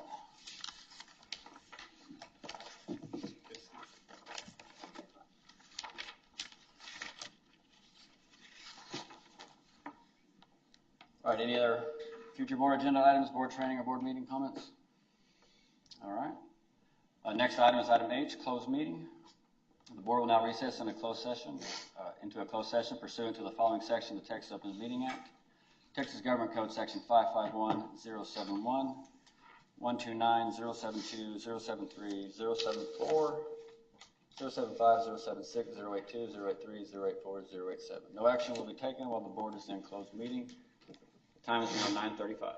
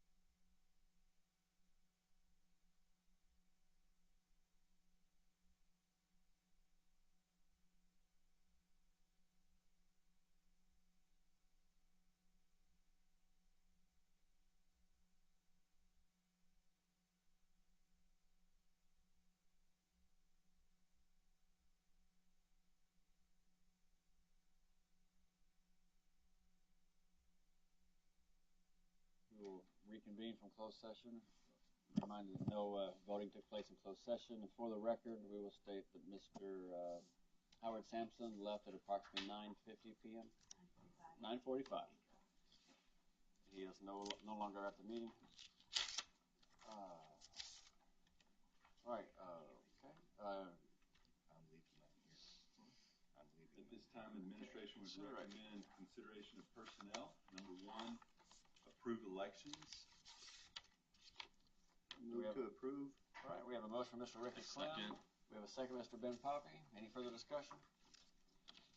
All in favor, raise your right hand. All right, motion passes 6-0. Administration recommends accepting the resignations and retirements of those presented. Move for approval. We have a motion by Ms. Woods. Do we have a second? Second. We have a second by Mr. Ricky Clem. Any further discussion? All in favor, raise your right hand. Motion passes 6-0. Administrative elections. Administration recommends Holly Ferris as Director of Intervention Programs. Do we have a motion? Move for approval. I second. We have a motion by Ms. Woods, a second by Mr. Poppy. All right, Mr. Ben. Any further discussion? All in favor, raise your right hand. Motion passes 6-0. Administration recommends for elementary principal Jennifer Roach, principal at Crockett Elementary. Do we have a motion? Move for approval. Second. We have a motion by Ms. Woods, a second by Mr. Ricky Clem. Any further discussion? All in favor, raise your right hand. Motion passes 6-0. For a secondary assistant principal at Horace Mann Jr., administration recommends Arisha Aber. Move to approve. I'll second the motion. All right, we have a motion by Mr. Ricky Clem, a second by Ms. Jessica Woods. Any further discussion? All in favor, raise your right hand. Motion passes 6-0. Administration recommends for science instructional specialist Emily Oliver. have a motion? Move for approval. Do we have a second? I second. All right. We have a motion by Ms. Woods. We have a brief discussion between Mr. Clem and Ben. Who is the next person? Ben got the second motion. Any further discussion? All in favor, raise your right hand. Motion passes 6-0. The administration recommends a licensed specialist in school psychology, Lavana Martin. Do we have a motion? Move to approve. Do we have a second? Second the motion. We have a motion by Mr. Ricky Clem, a second by Ms. Jessica Woods. Any further discussion? All in favor, raise your right hand. Motion passes 6-0. The administration recommends for career and technical education specialist for health science, Jade Cox. Do we have a motion? Move for approval. Do we have a second? I second. We have a motion by Ms. Woods, a second by Mr. Ben Poppy. All in favor, raise your right hand. Motion passes 6-0. The administration recommends for your approval Shannon Carter as campus athletics coordinator, head football coach at Goose Creek Memorial High School. Do we have a motion? I move to approve. We have a motion. Do we have a second? I'll second the motion. We have a motion by Mr. Ricky Clem, a second by Ms. Jessica Woods. Any further discussion? Laziest board member ever. It's a Poppy. Okay. All in favor, raise your right hand. All right. Motion passes 6-0. Administration at this time recommends the board take into consideration and take action to renew or terminate at the end of the contract the instructional personnel contracts as presented. Do we have a motion? I make that motion pursuant to the decision, the contract decision we made earlier tonight. Okay, we have a motion from Mr. Ricky Clem. Do we have a second? I'll second that. We have a motion from Mr. Ricky Clem, second from Ms. Jessica Woods. All in favor, raise your right hand. All right, motion passes 6-0. The next item is K, consideration and possible action, if any, on employee complaint under policy DGBA local. Do we have a motion? I move that the board deny the appeal and uphold the decision at level 2. We have a motion. Do we have a second? I'll second. We have a motion by Mr. Ricky Clem, a second by Mr. Ben Poppy. Any further discussion? All in favor, raise your right hand. Any opposed? Any abstain? Okay. Motion 5 in the affirmative, 0 nays, 1 abstain. And finally, the administration recommends purchase of additional property at Southwinds Development as presented. Do we have a motion? So moved. Do we have a second? Second. Oh, throw us for a loop there. We have a motion by Mr. Ricky Clem, a second by Mr. Al Rashard. Any further discussion? All in favor, raise your right hand. Motion passes 6-0. Prior to adjournment, I would like to concur what Mr. Laredo said earlier, my gratitude for Mr. Richard and Mr. Poppy for their service to the school board over the last 4 years. As he said, we may not always agree on things, but I'm certainly appreciative for any community member who will step up and serve in a capacity free of charge and willing to provide your feedback and input in helping our school district run to the best of our ability. Thank you.